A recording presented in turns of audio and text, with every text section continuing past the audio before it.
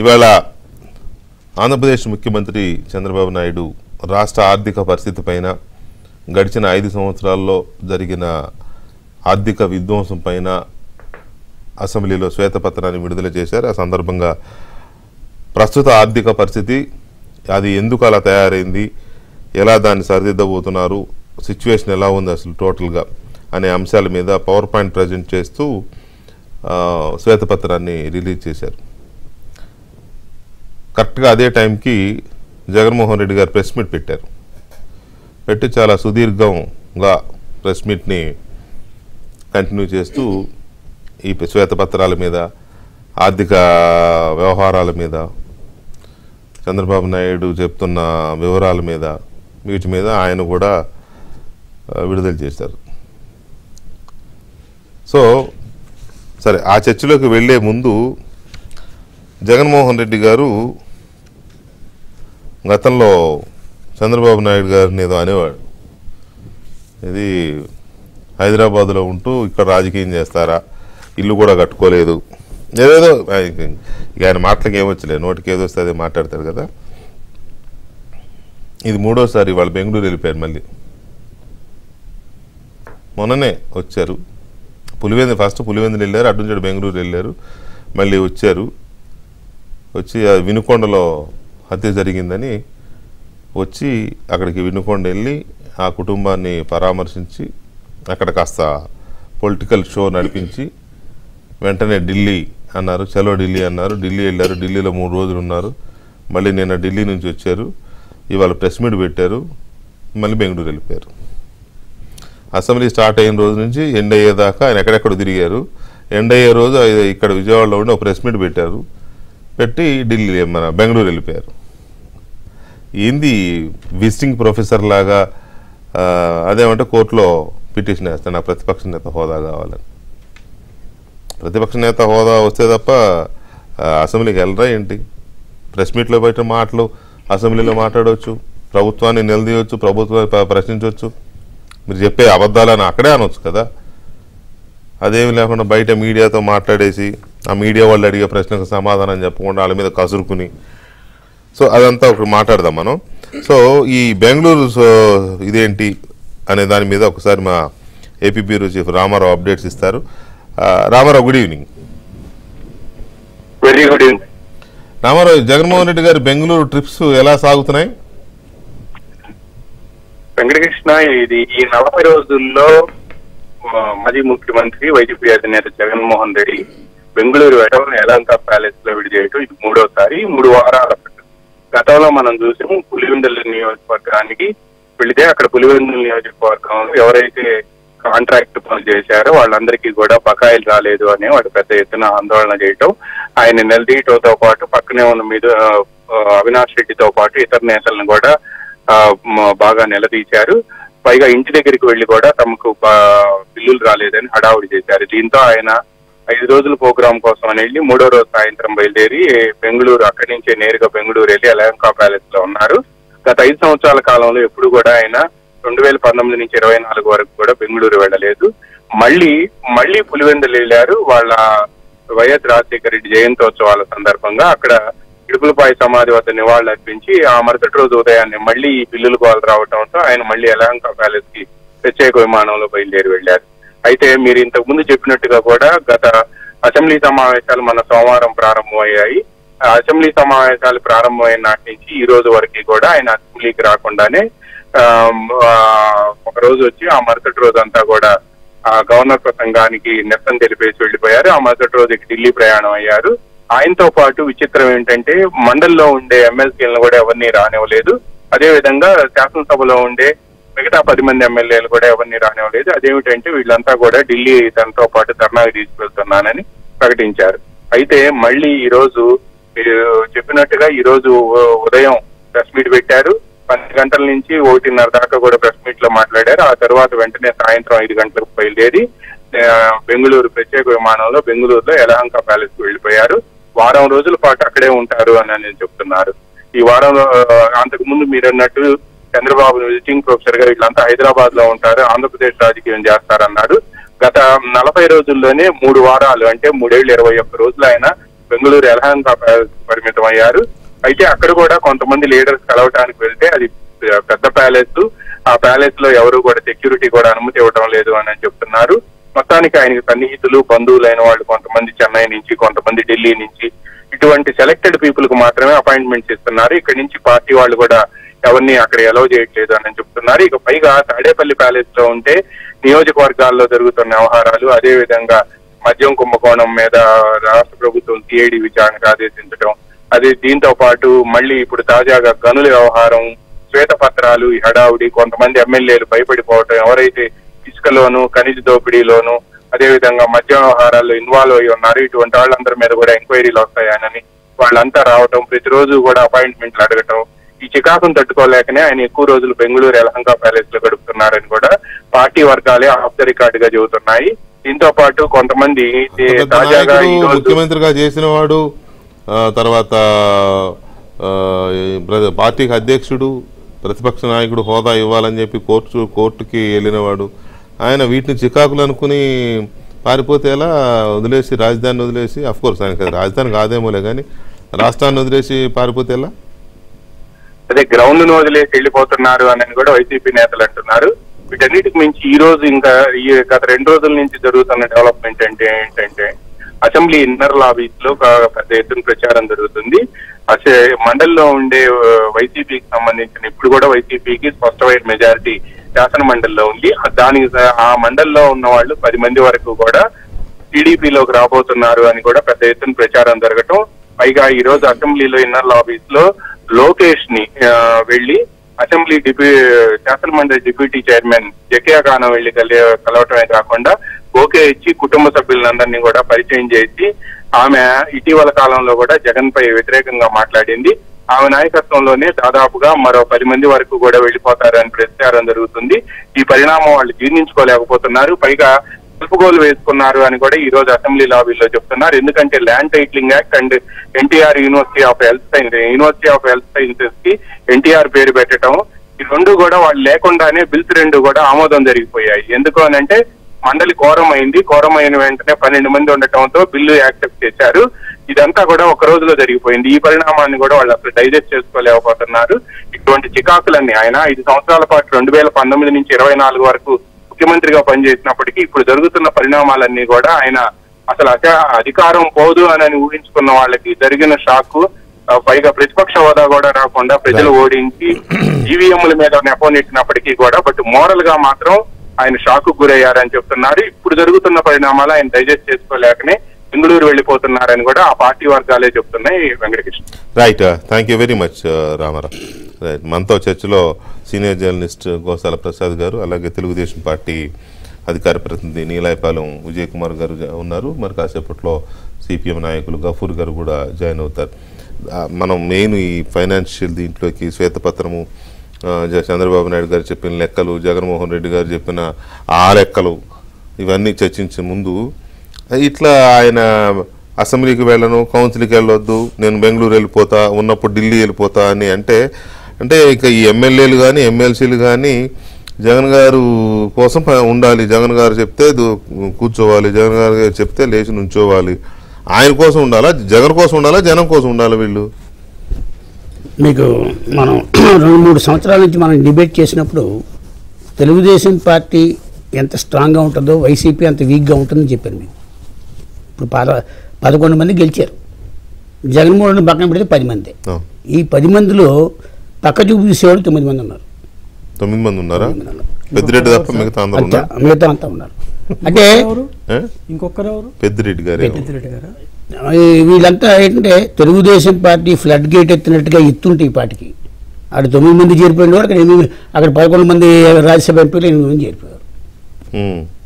నారా లోకేష్ గారి, చంద్రబాబు గారు కానీ 164 సీట్లు వచ్చిన తర్వాత మళ్ళీ మిగిలిన 10ని తీసేసి ప్రతిపక్షం లేదని మన అసెంబ్లీ సమావేశాల్లో మీరు గమనించారో లేదో, మనమే ప్రతిపక్ష పాత్ర పోషించాల్సిన పరిస్థితి వచ్చింది అక్కడ. అంటే జనసేన వాళ్ళు, బీజేపీ వాళ్ళే ప్రతిపక్ష పాత్ర పోషించి ఎందుకంటే ట్రెజరీ బెంచెస్ లో ఉన్న వాళ్ళతో కంపేర్ చేస్తే కోరం లేని 11 సీట్లు ఖాళీగా ఉన్నాయి. అంటే మీరు జగన్మోహన్ రెడ్డికి అధికార కాంక్షతోనే 2010 నుంచి పార్టీని నడిపిగాడు తప్ప ఇప్పుడు అధికారం మళ్ళీ వస్తుందంటూ ఉండేవాడు. కానీ ఆ భ్రమలకి ఇప్పుడు ఖచ్చితంగా 93% స్ట్రైకింగ్ రేట్తో ఎలక్షన్ జరిగితే ఆ నెక్స్ట్ డే ఏం చెప్పాడండి, వాళ్ళ ఏజెన్సీకి వెళ్ళి మేము మనమే గెలుస్తున్నామని చెప్పాడు. దాదాపు నెల రోజుల పాటు ఆంధ్రప్రదేశ్ ప్రజలు అయోమయంలో పడిపోయారు. ఇదంటే మనం ఒకటి ఓటేస్తే ఈయన ఇంకోటి గెలుస్తాడు ఇటని. అంటే అటువంటి క్రియేట్ చేయడంలో ఈజ్ ఎ ఫ్రాక్షన్ లీడర్ మనస్తత్వం అండి. ప్రజల ప్రతిపక్ష అంటే ప్రత్యర్థులను ఎలాగైతే డైవర్ట్ చేయాలో ఫ్రాక్షన్ లీడర్ ఎలా క్యాలిక్యులేట్ చేసుకుంటాడో. నేను చాలా సందర్భాల్లో జగన్మోహన్ రెడ్డి గారి రాజశేఖర రెడ్డి గారి మిత్రులతో చెప్పేవాడిని, ఆయన రాజశేఖర రెడ్డి కొడుకునే అనకాయ రాజారెడ్డి మనవడని చెప్పండి. అంటే రాజారెడ్డి ఎలాగైతే ఫ్రాక్షన్ నడిపాడో ఈయన రాజకీయాల్లో పరిపాలనలో ఆ ఫ్రాక్షన్ తీసుకుని నడిపాడు. అందు గురించి చంద్రబాబు నాయుడు గారు ప్రభుత్వం ఏర్పాటైన 50 రోజుల్లోగా ఢిల్లీ వెళ్ళి ప్రభుత్వం రద్దు చేయడం ఎవడని చెప్తాడండి.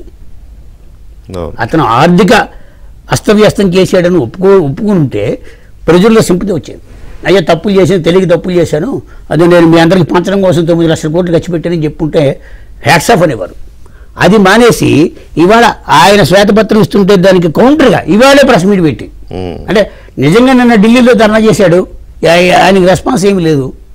అసలు నేను ఎందుకు కదా అసలు అదేదో ఇక్కడే చేసుకుంటే ఇంకో రకం ఉండేదేమో, గుంటూరులోనే ఆ విజయవాడలోనే చేసి ఉంటే పద్ధతికి ఉండేదేమో. అసలు ఢిల్లీ పోయి అనవసరంగా మీరు ఒకటి సార్ పరాజయాన్ని కూడా చాలా ఉన్నతంగా స్వీకరించే మనసుతో ఉండాలి ఇతర రాజకీయాల్లో.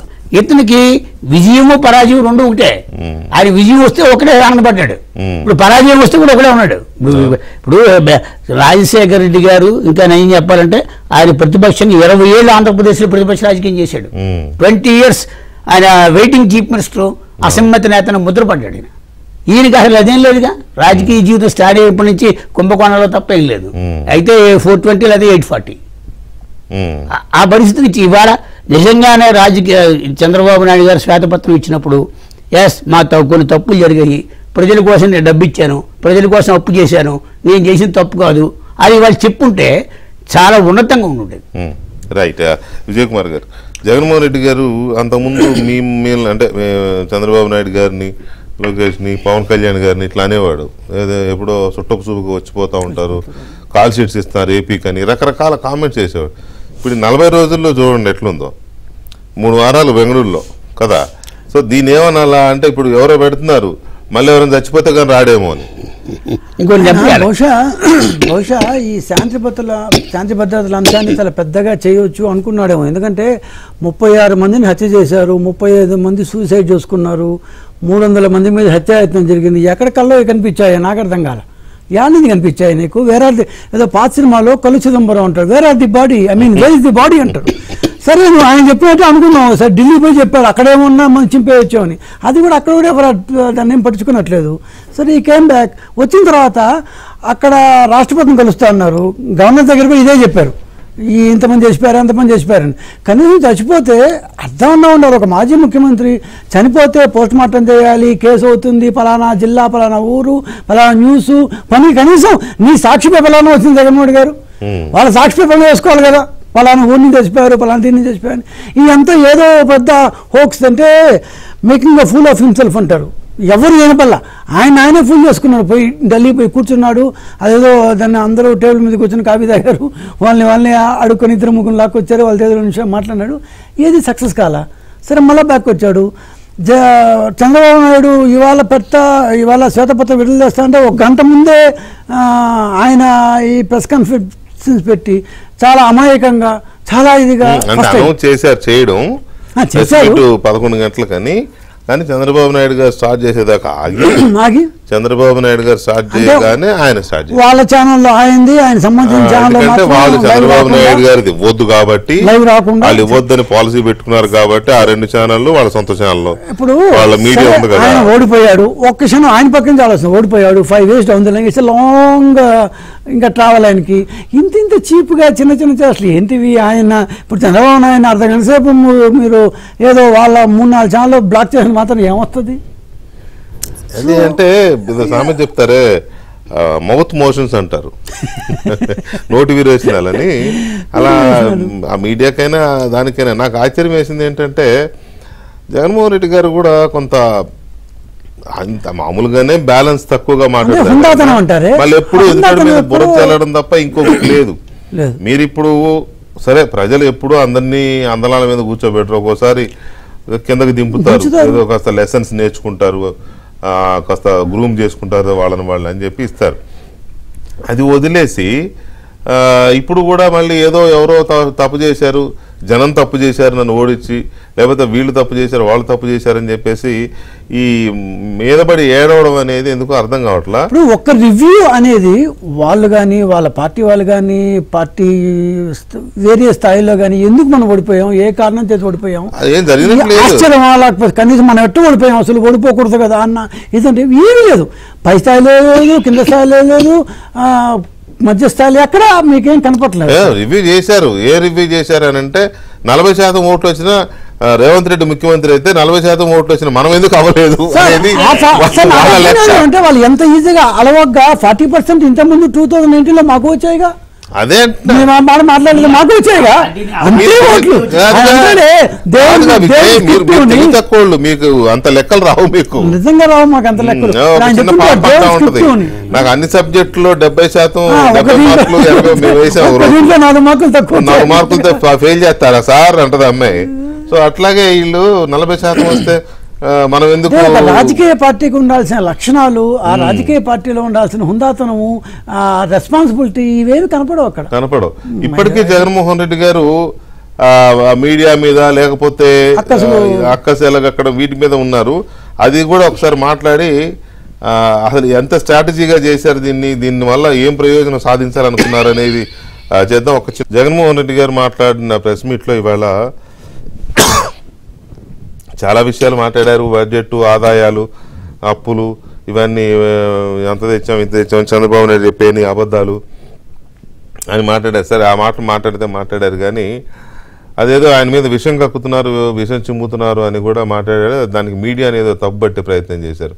ఏదో వాళ్ళ మీడియా ఏదో చక్కగున్నట్టు అసలు ఏమి అన్నీ వదిలేసి మరి దిగజారిపోయిన దాన్ని చూడట్లేదు. మరి ఆయన ఆ రాసిచ్చిన వాళ్ళు వాళ్ళ మీడియాలో లేకపోతే వాళ్ళ కూలి మీడియాలో కానీ ఏమొస్తుందో వాళ్ళు ఎలా నడుపుతున్నారో ఏంటో చెప్పలేదు తెలియదు. కానీ మాలాంటి వాళ్ళ మీద మాలాంటి మీడియా మీద పడి ఆయన మాట్లాడిన తీరు చూస్తే పూర్తిగా ఒక రకమైన డిఫెన్స్లో పడ్డాడా లేకపోతే ఇంకా మళ్ళీ అదే దీంట్లో ఉన్నాడని అర్థం కాదు. ఒకసారి ఆయన ఏం మాట్లాడాడో చూసి దాని మీద చర్చిద్దాం ప్లీజ్. ఆ మోడస్ ఆపరాండా ప్రకారం ముందుగానే తాను ఒక కథను సిద్ధం చేస్తాడు. ఆ కథను తాను చెబుతాడు. తన ఈనాడు, తన ఆంధ్రజ్యోతి, తన TV5 తనకు సంబంధించిన ఈ మీడియా సామ్రాజ్యాన్ని ఉపయోగించుకొని ఆ కథను ముమ్మరంగా ప్రచారం చేస్తారు. వరుసగా ఆ కథనాలే వచ్చేట్టుగా చేస్తారు. దాని మీద డిబేట్లు కూడా పెడతారు. మంత్రుల నుంచి కింద స్థాయి వరకు కూడా అయ్యే మాటలే మాట్లాడిస్తారు. మాట్లాడించిన తర్వాత ఆ డిబేట్లలో ఉన్న ఒపీనియన్స్ ఇచ్చే వాళ్ళందరూ కూడా వీళ్ళ మనుషులే, వాళ్ళు కూడా అవే ఒపీనియన్లు వచ్చేట్టుగా చేస్తారు.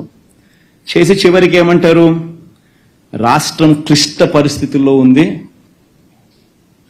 కాబట్టి చంద్రబాబు నాయుడు చేసే ఈ పని జస్టిఫైడ్ అని చెప్పి దానివల్ల వీళ్ళంతకు వీళ్ళే రాటిఫై చేసుకుంటారు.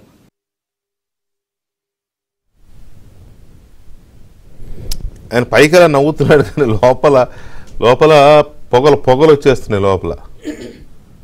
నిజానికి నేను అలా అనకూడదు కానీ ఆయన మాట్లాడుతున్న మాటలు చూస్తుంటే కొంత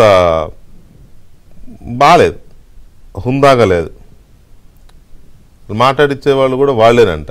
ఇది ఇక్కడ కూర్చున్న ఈయన ప్రసాద్ గారు, విజయ్ కుమార్ తెలుగుదేశం అధికార ప్రతినిధి లేదా కమ్యూనిస్ట్ నాయకులు, వీళ్ళంతా మా వాళ్ళే వాళ్ళు కూడా. మరి మీ మీడియాలో అండి, మీరు డబ్బులు ఇచ్చి పోషిస్తున్న కూలి మీడియాలో కానీ మీ సొంత మీడియాలో మాట్లాడుతున్న వాళ్ళు గగ్గోలు, అరుపులు, కేకలు మామూలుగా ఉండదు అసలు. ఇక సర్లే వ్యక్తుల పేర్లు ఎందుకులే కానీ, ఎందుకంటే అక్కడున్న వాళ్ళు కూడా కొంతమంది జర్నలిస్టులే కాబట్టి నేను వాళ్ళ నేమ్ చేయను. కానీ అక్కడికి వచ్చేవాళ్ళు ఎంత చిచ్చోర మాటలు మాట్లాడుతున్నారు, ఎంత చిల్లర మాటలు మాట్లాడుతున్నారు. ఎంత గాలి మాటలు మాట్లాడుతున్నారు. అసలు ఏమన్నా మనం మాట్లాడేది ఒక పద్ధతి పాడు ఉందని ఏమైనా మాట్లాడుతున్నారా? సరే, మా డిబేట్లో ఉన్న వాళ్ళు విధానాల మీద మాట్లాడుతున్నారు. అది మీకు నచ్చచ్చు నచ్చకపోవచ్చు, మీ విధానాల మీద మాట్లాడుతున్నారు, లేకపోతే మీరు తీసుకునే నిర్ణయాల మీద మాట్లాడుతున్నారు, లేకపోతే రాష్ట్రంలో ఉన్న పరిస్థితుల మీద మాట్లాడుతున్నారు, అప్పుల మీద మాట్లాడుతున్నారు, ఆర్థిక విధానాల మీద మాట్లాడుతున్నారు. కానీ చిల్లర మాటలు లేకపోతే వంకర మాటలు మాట్లాడలేదు కదా. అది మీరు చూడరా? అది మీరు మాట్లాడుతూ కూడా చదివారు. అది ఇప్పుడు మీరు చూసింది కూడా చదివారు. అది రాసిచ్చాడు ఆయన ఎవరో. మరి ఆ రాసిచ్చిన ఆయన వాళ్ళ మీడియాలో ఏమొస్తుందో రాసి ఇవ్వలేదా అనేది ఒక పాయింట్. రెండవది, ఏ స్థాయికి దిగజారంటే మీరు అసెంబ్లీ స్టార్ట్ అయిన దగ్గర నుంచి రాలేదు. వినుకొండ అబ్బాయి చనిపోయాడు, చంపేశారని చెప్పి వచ్చారు, అక్కడికి వెళ్ళారు, అక్కడ షో చేశారు, నెక్స్ట్ డే ఢిల్లీ వెళ్ళారు, నిన్న వచ్చారు, వచ్చి వాళ్ళ ప్రెస్ మీట్ పెట్టారు. ఎందుకు పెట్టారు ఆ ప్రెస్ మీటు? కరెక్ట్గా అదే టైంకి మళ్ళీ అసెంబ్లీలో Chandrababu Naidu white paper release చేస్తారు కాబట్టి కరెక్ట్గా ఆ టైంకి స్టార్ట్ చేస్తే ఈ మీడియాలో అది రాకుండా ఉంటుంది. లేదు, మీ మీడియాలో మిమ్మల్ని చూపిస్తారు. అంటే వీళ్ళు కూడా ఎంతసేపు ముఖ్యమంత్రి, పైగా అసెంబ్లీలో, బయట కాదు అసెంబ్లీలో ముఖ్యమంత్రి వైట్ పేపర్ రిలీజ్ చేస్తుంటే ప్రోటోకాల్, అది మినిమం ప్రోటోకాల్. మీకు ఎవడు రాజ్యాంగంలో రాయకపోవచ్చు ఇవ్వమని, కానీ అదొక సంప్రదాయం, ఎథికల్. అది వదిలేసి ఆ టైంకి ఇది పెట్టించుకుని, అక్కడి నుంచి ఫోన్ వస్తుంది కాబట్టి ఇది పెట్టించుకుని ఇది లైవ్ నడుస్తూ ఉంటుంది. ఆయనేమో అక్కడ రాష్ట్రంలో ఆర్థిక పరిస్థితి ఎలా ఉంది, అప్పులెన్ని ఉన్నాయని ఆయన మాట్లాడుతూ ఉంటాడు పేపర్ చూపించి. ఇక్కడేమో ఈయన చంద్రబాబు నాయుడిని, మీడియాని ఈయన తిట్టిపోస్తూ ఉంటాడు, అసమర్థతను కప్పిపుచ్చుకోవడానికి, చేతకంతనాన్ని కప్పిపుచ్చుకోవడానికి. ఇదా మీ భాగవతం? మీ కూలీ మీడియాలు, నీలి మీడియాల భాగవతం ఇది. ఇలా పెట్టుకొని ఇంతో అంత మేము ప్రజల తరఫున మాట్లాడుతుంటే మా మీద పడి ఏడుస్తున్నారా? ఏమండి ఇది? ఏదో సినిమాలో ఏదో డైలాగ్ ఉంది కానీ బాగుండదు. మరి మీకంత ఇది లేకపోయినా మేమన్నా కొంత రెస్ట్రైన్ పాటించాలి కాబట్టి కంట్రోల్ చేసుకోవాల్సి వస్తూ ఉంది. ప్రసాద్ గారు ఏమనిపిస్తుంది మీకు? మీరు మా వాళ్ళేనంట. నేను అందరూ వాడిని. జగన్మోహన్ రెడ్డి చెప్పండి, నాకు చెప్తారండి.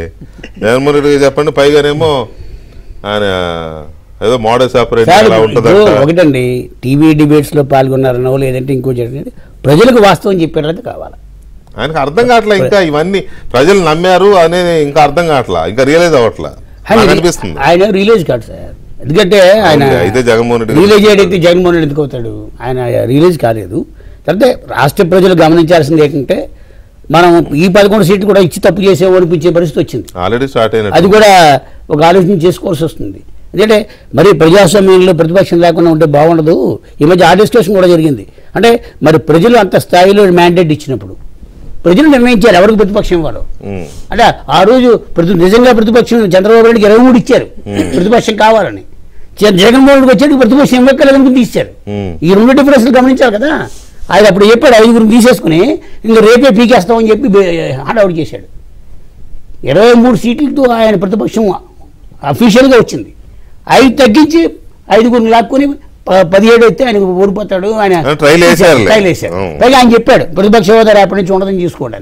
ఈయనకేమో 11 వస్తే 175లో కోరం 17 అయితే 18 సీట్లు ఉండాలంటే 11 వస్తే కోర్టు కూడా వెళ్ళాడు. మరి ఇంకా నేను హైకోర్టు వద్దంత కాదు సుప్రీంకోర్టుకుని వెళ్తాడు, నేను ప్రతిపక్షం ఇవ్వండి.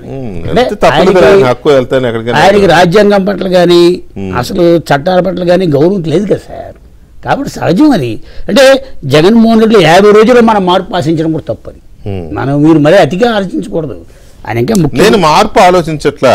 ఆయన మారతాడని నమ్మకం కానీ మారాలనే కోరిక కానీ నాకేం లేవు. ఆయన ఇష్టం, అది ఆయన జీవితం. మీరు ఇవాళ కదండి, నేనంటే పొలిటికల్గా అది ఆయన లైఫ్, ఆయన కెరీర్. 30 ఏళ్ళు ముఖ్యమంత్రిగా ఉంటానన్నాడు. 5 ఏళ్ళు ముఖ్యమంత్రి పదవి చేసరికి నీరసం వచ్చింది, జనానికి కూడా అలసట వచ్చింది, దింపేశారు. సరే, తప్పే జరిగినది జరిగిపోయింది, నేర్చుకుని మళ్ళీ 5 ఏళ్ళ ముఖ్యమంత్రి అవ్వాలని కోరిక ఆయనకు ఉండాలి, సరిదిద్దుకోవాలి. అది ఆయన ఇష్టం. నేను ఎందుకు కోరుకుంటాను? ఎవరూ కోరుకోం, మనకి ఏం పని అండి, మనం కోరుకోం. కాకపోతే ఏంటంటే ఎలక్షన్ ముందు ఏం మాట్లాడాడో ఇప్పుడు అదే మాట్లాడతాడు ఆయన. ఇంకేమాత్రం మార్పు లేదు అందులో. అంటే మీరు ప్రతిపక్షంలో ఆయన 2014 నుంచి కూడా మీరు అబ్జర్వ్ చేయండి సార్, 67 స్థానాలు వచ్చిన కూడా అసెంబ్లీ వదిలేసి వెళ్ళిపోయాడు. దాదాపు 2 సంవత్సరాలు అసెంబ్లీని బాయ్కాట్ చేసి పాదయాత్ర కోసం వెళ్ళిపోయాడు. అంతకుముందు అసెంబ్లీలో ఉన్నప్పుడు కూడా ఏనాడు ప్రతిపక్ష పాత్ర పోషించలే. అన్ని బాయ్కాట్లు లేదంటే వాకౌట్లు, ఈ 2 తప్ప ఇంకోటి చేయలే. కాబట్టి అతనికి ప్రతిపక్ష పాత్ర చేయడం రాదు, అధికార పక్ష అంటే ముఖ్యమంత్రి రెండు ఫెయిల్యూర్లు ఎవరికి ఉండవు, ఒకటే ఉంటుంది దేశంలో. ఒక మాట చెప్పండి, మీరు సీనియర్ కదా జర్నలిస్ట్గా. ఇప్పుడు చంద్రబాబు నాయుడు గారు ప్రతిపక్ష నాయకుడు ఉన్నప్పుడు మొన్న ఎలక్షన్ ముందు వరకు ఈ మీడియా ప్రతిపక్ష నాయకుడిగా ఉండి అంత సీనియర్ పొలిటీషియను 15 ఏళ్ళు సీఎంగా చేసిన ఆయన్ని కనీసం చూపించలే. అప్పుడు కూడా ఆయన ప్రెస్ మీట్ చూపించలేదు, ఆయన మీద దాడి జరిగితే చూపించలేదు, ఆయన ధర్నా చేస్తే చూపించలేదు. అప్పుడు కూడా ముఖ్యమంత్రి జగన్మోహన్ రెడ్డి అని ఎంతసేపు ఏందే చూపించారు. రైట్, ముఖ్యమంత్రిని చూపించొద్దని నేనే అంటున్నాను కదా, చూపించాలి అని. కానీ అప్పుడు ప్రతిపక్ష నాయకుడు హోదాలో ఆయన ఎంతో ఇదయ్యాడు, ఆయన సఫర్ అయ్యాడు, కేసులు అవి చూపించాల. ఇప్పుడు కూడా ఈయన 10 మంది ఎమ్మెల్యేలు ఉన్న ఈయన చూపిస్తారు కానీ ముఖ్యమంత్రిగా ఉండే చట్టసభలో చేసేదాన్ని కూడా చూపించట్లా. అదేమి ఎథిక్స్ అండి?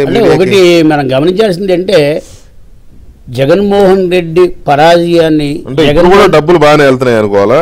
కాదు, జగన్మోహన్ రెడ్డి పరాజయాన్ని జగన్మోహన్ రెడ్డి యాక్సెప్ట్ చేసినా ఈ ఛానల్స్ వాళ్ళు యాక్సెప్ట్ చేసేది లేరు. అది గమనించాల్సింది ఏంటంటే మనం ప్రజాభిప్రాయానికి మనం చూపించింది తేడాగా ఉంది అనే ఒక రియలైజేషన్ రాలేదు. పత్రిక ఒక్కటి చాలు 10,000 సైన్యంబు, నార్ల వారి మాటది. ఇవాళ ఆయన చూపించకపోయినా 4.5 సంవత్సరాల నుంచి ఆంధ్రప్రదేశ్లో జగన్మోహన్ రెడ్డి ఏ 3 ఛానల్స్ పేపర్లు చెప్పాడో వాళ్ళ వయసే కనిపించింది జనాల్లో. ఇవాళకి కూడా 50 రోజులైన కూడా అప్పటికీ కూడా ప్రభుత్వంలో జరుగుతున్న తప్పుల్ని మొట్టమొదటిగా రాస్తుంది ఆంధ్రజ్యోతి. అంటే 1 మంత్కే స్టార్ట్ చేసి వాళ్ళే అనుకుంటున్నారు ఇది అప్పుడే మొదలెట్టేసేటని. అంతే కదా. ప్రజల తరపున ఉండేవాడు ఎప్పుడు కూడా ప్రభుత్వంలో జరిగే తప్పుల్ని మంచి చేస్తే మెచ్చుకుంటారు, తప్పు చేస్తే కూడా ఎత్తి చూపుతారు. అందులో తప్పేముంది? నాకు నేను 1983లో జర్నలిజంలోకి వచ్చినప్పుడు పొత్తూరు వెంకటేశ్వరరావు ఒక మాట చెప్పారు నాకు, మా పెద్ద ఆయన. ప్రజల వాయిస్ అది 10% అయినా 90% అయినా అది మనం చూపించాల్సింది ఉంది. ప్రభుత్వ వెర్షన్ నువ్వు ఎక్కువ కాలం వెయ్యొద్దన్నాడు ఆయన. ప్రజల గొంతుకి ఎక్కడుందో అది చూపించమన్నాడు. ప్రభుత్వ మీడియా ప్రిన్సిపలే అది కదా. ఇప్పుడు సాక్షి పెట్టేటప్పుడు కూడా నేను బాగా గుర్తు, పార్థసారథి గారిని కమిషన్ ఉండేవాడు. అవును, ఆయన దగ్గరికి ఇదే సజ్జల రామకృష్ణారెడ్డి వచ్చి పేపర్ ఎలా పెట్టాలి ఎలా నడపాలన్నప్పుడు ఆయన కూడా గైడ్ లైన్స్ ఇచ్చాడు. అది అంటే మాకు 2 పత్రికలు, మీకు గుర్తుందో లేదో, రవీంద్ర భారతిలో ఒక కార్యక్రమంలో రాజశేఖర రెడ్డి మాకు 2 పత్రికలు కాదు, మాకు 2 పత్రికలు వస్తాయన్నాడు. అప్పుడే సూర్యను సాక్షి వచ్చి సూర్యుడు అస్తమించాడు, సాక్షి ఇంకా అస్తమించలేదు. అంతే. కాబట్టి మనం గమనించాల్సింది ఏంటంటే ఏ టీవీ ఏ పత్రిక ఇప్పటికైనా మీ ఆంధ్రజ్యోతికి ఎంట్రీ ఉందా? ఓడిపోయిన తర్వాత వచ్చిందా?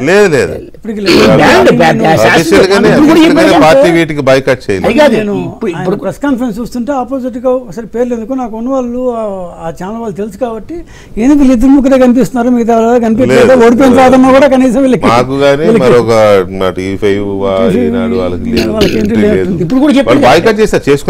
ఇప్పుడు కూడా చెప్పాడు ఆంధ్రజ్యోతి, ఈనాడు, టీవీ5 ఇప్పుడు కూడా చెప్పాడు. కాబట్టి అది పెద్ద ఇష్యూ కాదులేండి. ఆయన పిలిస్తే ప్రజలతో ఉండాలి, ప్రజల తరపున ఉండాలనే మీడియా జగన్మోహన్ రెడ్డి తరపున ఉండాలని ఎందుకు కోరుకుంటుంది? జనం తరపున ఉండాలని కోరుకుంటుంది. కానీ కాకపోతే ఈ రకమైన చేష్టలు, ఈ రకమైన విమర్శలు విజయ్ మీకు అర్థమవుతున్నాయి ఆయన ఎందుకు ఇలా చేస్తున్నాడో? ఇది మోడస్ ఆపరెండి అంట. ఇది ముందు ఒకటి తయారు చేసి వదులుతారంట. సార్ మీరు ఒకటి గమనించారా? ఆయన మొహంలో ఇందాక ఎవరో అన్నారు, దాన్ని ఏమంటే వల్కను మీరు సారా ఉన్నారు, లోపల అగ్ని పర్వతం ఏదో పాట ఉంది. అగ్ని పర్వతం లోపల అంటే వాళ్ళు ఆయన తట్టుకోలేకున్నాడు. నేను ఓడిపోవడం ఏంటి? అహంకారం ఏమంటారు, మూర్తి వహించిన అహంకారం అది. నేను ఓడిపోవడం ఏంటి, అసలు ఎట్లా ఓడిపోతాను నేను అన్న ఇది. ఎందుకంటే ప్రజాక్షేత్రంలో ఓటమి. ఇప్పుడు చంద్రబాబు నాయుడు గారు 2004 దాకా ఈ was suppose to be world leader. 2004లో ఓడిపోయారు. కూర్చొని చాలాసార్లు చేశారు. 2000లో మేము వచ్చాం, అప్పుడు కూడా ఉన్నారు. అట్లా ఉన్నారు. 2009లో మళ్ళీ అదే చేశారు. 14లో గెలిచాము. సో ఇప్పుడు నాకు బాగా గుర్తు ఒక విషయం, 2004లో ఆయన కూడా ఊహించలే ఓడిపోతా అని. ఓడిపోగానే ఐ థింక్ GHMC ఎలక్షన్స్ వచ్చాయనుకుంటా, విత్ ఇన్ 1.5 months 2 months కల్లా మళ్ళీ అదే దీంట్లో కమ్ బ్యాక్. అట్టే మాట్లాడాడు మళ్ళా.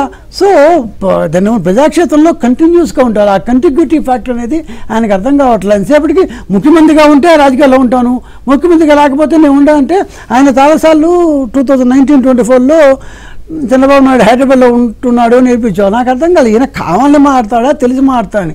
2014-19 మధ్యలో ఆయన అసలు ఎక్కడున్నాడు? ఆయన లోటస్ పాండ్లో ఉండింది. కనీసం 17 ఆయన పాదయాత్ర మొదలెట్టేదాకా ఆయన ఇక్కడే ఉండేవాడు, అందరూ ఇక్కడికే వచ్చేవాళ్ళు. ఆయన ఎప్పుడు అసలు విజయవాడకు వచ్చింది లేదు. ఐ థింక్ ఆ గుంటూరు లేదో ప్లేన్ ఒకటి పెడితే అప్పుడు వచ్చి ఉంటున్నాడు ఆయన. అదే ఫస్ట్ టైం ఆయన రావడం. ఎప్పుడు రాలేదు. నేను ఎప్పుడు రాకుండా ఆయన మాత్రం ఎత్తిడతాను. నేను అసలు కనీసం నేను తిట్టేటప్పుడు అదే ఇదే పని నేను చేశాను, అదే మాట నేనంటే ఎట్లా ఎందుకు అనిపిది ఆయనకి? సో అబద్ధాలు అనేది అనుభవంగా వచ్చేస్తుంది. అనిపిస్తే అనడు కదా విజయ్, అది కావాలని కాదు. నూనె ఆయనకి తెలుసు సార్, ఆయన అబద్ధం చెప్తున్నా అని తెలుసు ఆయనకి. అది తెలిసి కూడా కావాలని ఆయన ఏమంటారు ఆయనకి అంటారు. అంతే హిపోక్రసీ. హిపోక్రసీ అండి, తనను తాను మోసం చేసుకోవడం, తనకు తాను అబద్ధం చెప్పుకోవడమే హిపోక్రాట్ లక్షణం. రైట్, ఇక మనం దీంట్లోకి వద్దాం. ఇవాళ శ్వేతపత్రం విడుదల చేశారు కదా విజయ్ అసెంబ్లీలో ఆర్థిక పరిస్థితి మీద. ఏంటి శ్వేతపత్రం విడుదల చేయడంలో మీ ఉద్దేశం ఏంటి? అంటే జగన్మోహన్ రెడ్డి గారు అనుకున్నాడు ఆయన్నేదో ఎండగట్టడానికి అనుకుంటున్నారు, కానీ అసలు ఏంటి ప్రభుత్వం యొక్క ముఖ్య ఉద్దేశం ఏంటి?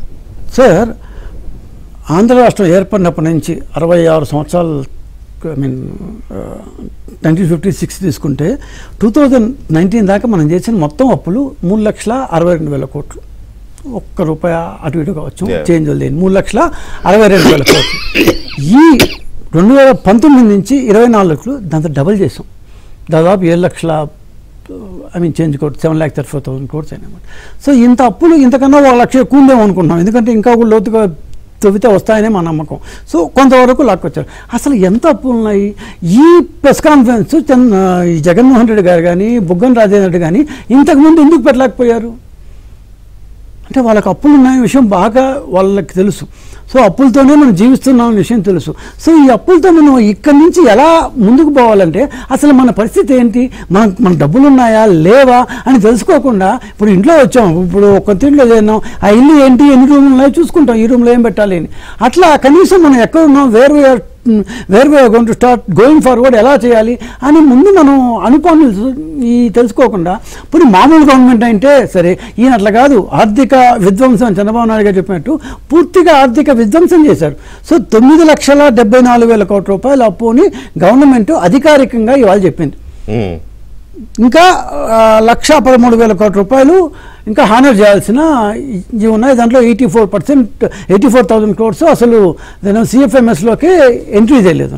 కానీ జగన్మోహన్ రెడ్డి గారు ఇవాళ పొద్దున్న బహుశా ఆయన ఎందుకు ఒక అర్ధగంట ఐ మీన్ చంద్రబాబు నాయుడు ఇది పెడుతున్నప్పుడే ఎందుకు పెట్టారంటే ఈ వాంట్స్ టు గెయిన్. ఎందుకంటే చాలా అమాయకంగా, చాలా ఇన్ఫ్యాక్ట్ అరవింద్ చెప్పాలి ఇవాళ చాలా స్క్రిప్ట్ చూసే మాట్లాడుతున్నాడు, బట్ చాలా ఇదిగా అమాయకంగా ఇన్నోసెంట్గా అంతంత లేవే 7,22,000 కోట్లు ఉన్నా, ఏందో చెప్పారు 14,000 కోట్లున్నా, మీన్ 14 లక్షల కోట్లున్నా, 10 లక్షల కోట్లు అన్నారు.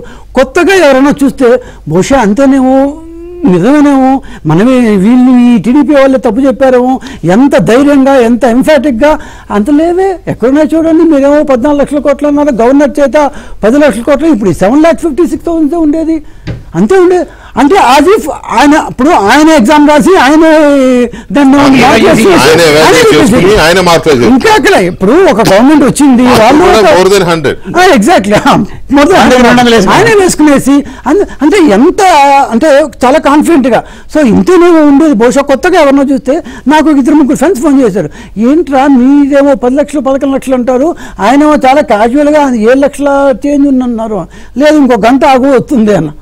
సో గంట కంటే ముందే అంటే నేను దగ్గర నుంచి అదే ఒక అంతంత చీప్ టెక్నిక్స్తో ఏదో ఒక అర్ధ గంటలో నువ్వేదో మార్కులు సాధించేస్తాం అనుకుంటే లేదు జగన్మోహన్ రెడ్డి గారు, that's not going to be thing. మీరు చేసింది ప్రతి ఒక్కటి కూలంకషంగా ప్రజల ముందు పెట్టబోతున్నావు, ప్రజలు జడ్జ్ చేయబోతున్నారు. ఆల్రెడీ ఒకసారి మిమ్మల్ని జడ్జ్ చేశారు, 11 సీట్లు ఇచ్చారు, ఇంకా జడ్జ్ అసలు ఎంత అప్పులు ఉన్నాయి. మీరు ఒక్క చిన్న మాట చెప్పనా, మనకందరికీ తెలుసు ఎన్టీఆర్ యూనివర్సిటీ నుంచి 400 కోట్ల రూపాయలు తీసుకున్నాను. ఎన్టీఆర్ యూనివర్సిటీని తీసుకుంది ఓకే, తీసుకున్నాను అనుకోవచ్చు, సరే 400 కోట్లు కాబట్టి ఇంటర్మీడియట్ బోర్డు నుంచి ఏమైనా డబ్బులు తీసుకుంటారండి? ఇంటర్మీడియట్ బోర్డు నుంచి ఇంటర్మీడియట్ బోర్డు నుంచి ఏమైనా డబ్బులు తీసుకుంటారా? డబ్బులు కొట్టేస్తే జేఎన్టీయూ కాకినాడ, జేఎన్టీయూ నన్న university, Andhra university, YSR health university, APFDC, ఉన్నత విద్యామండలి, technical education training board, APMDC, APTS Andhra Pradesh, ఇంకోటి స్త్రీనిధి ఫెడరేషన్, డ్వాక్రా వాళ్ళు పాపం ఉంటే దాంట్లో తీసుకుంటారా? ఏంది పిచ్చి పనులు, పిచ్చి కాదు అది. I don't know what to say. ఎందుకంటే ఈ డబ్బులంతా ఏం చేస్తారు? గవర్నెన్స్ తెలియకపోవడం. Exactly, it's lack of governance, complete lack of governance. AP solar power corporation, Jal Jeevan mission, కొలాయిల్లో ఇచ్చేయడానికి నీళ్ళు రావడానికి సెంట్రల్ గవర్నమెంట్ ఇచ్చింది.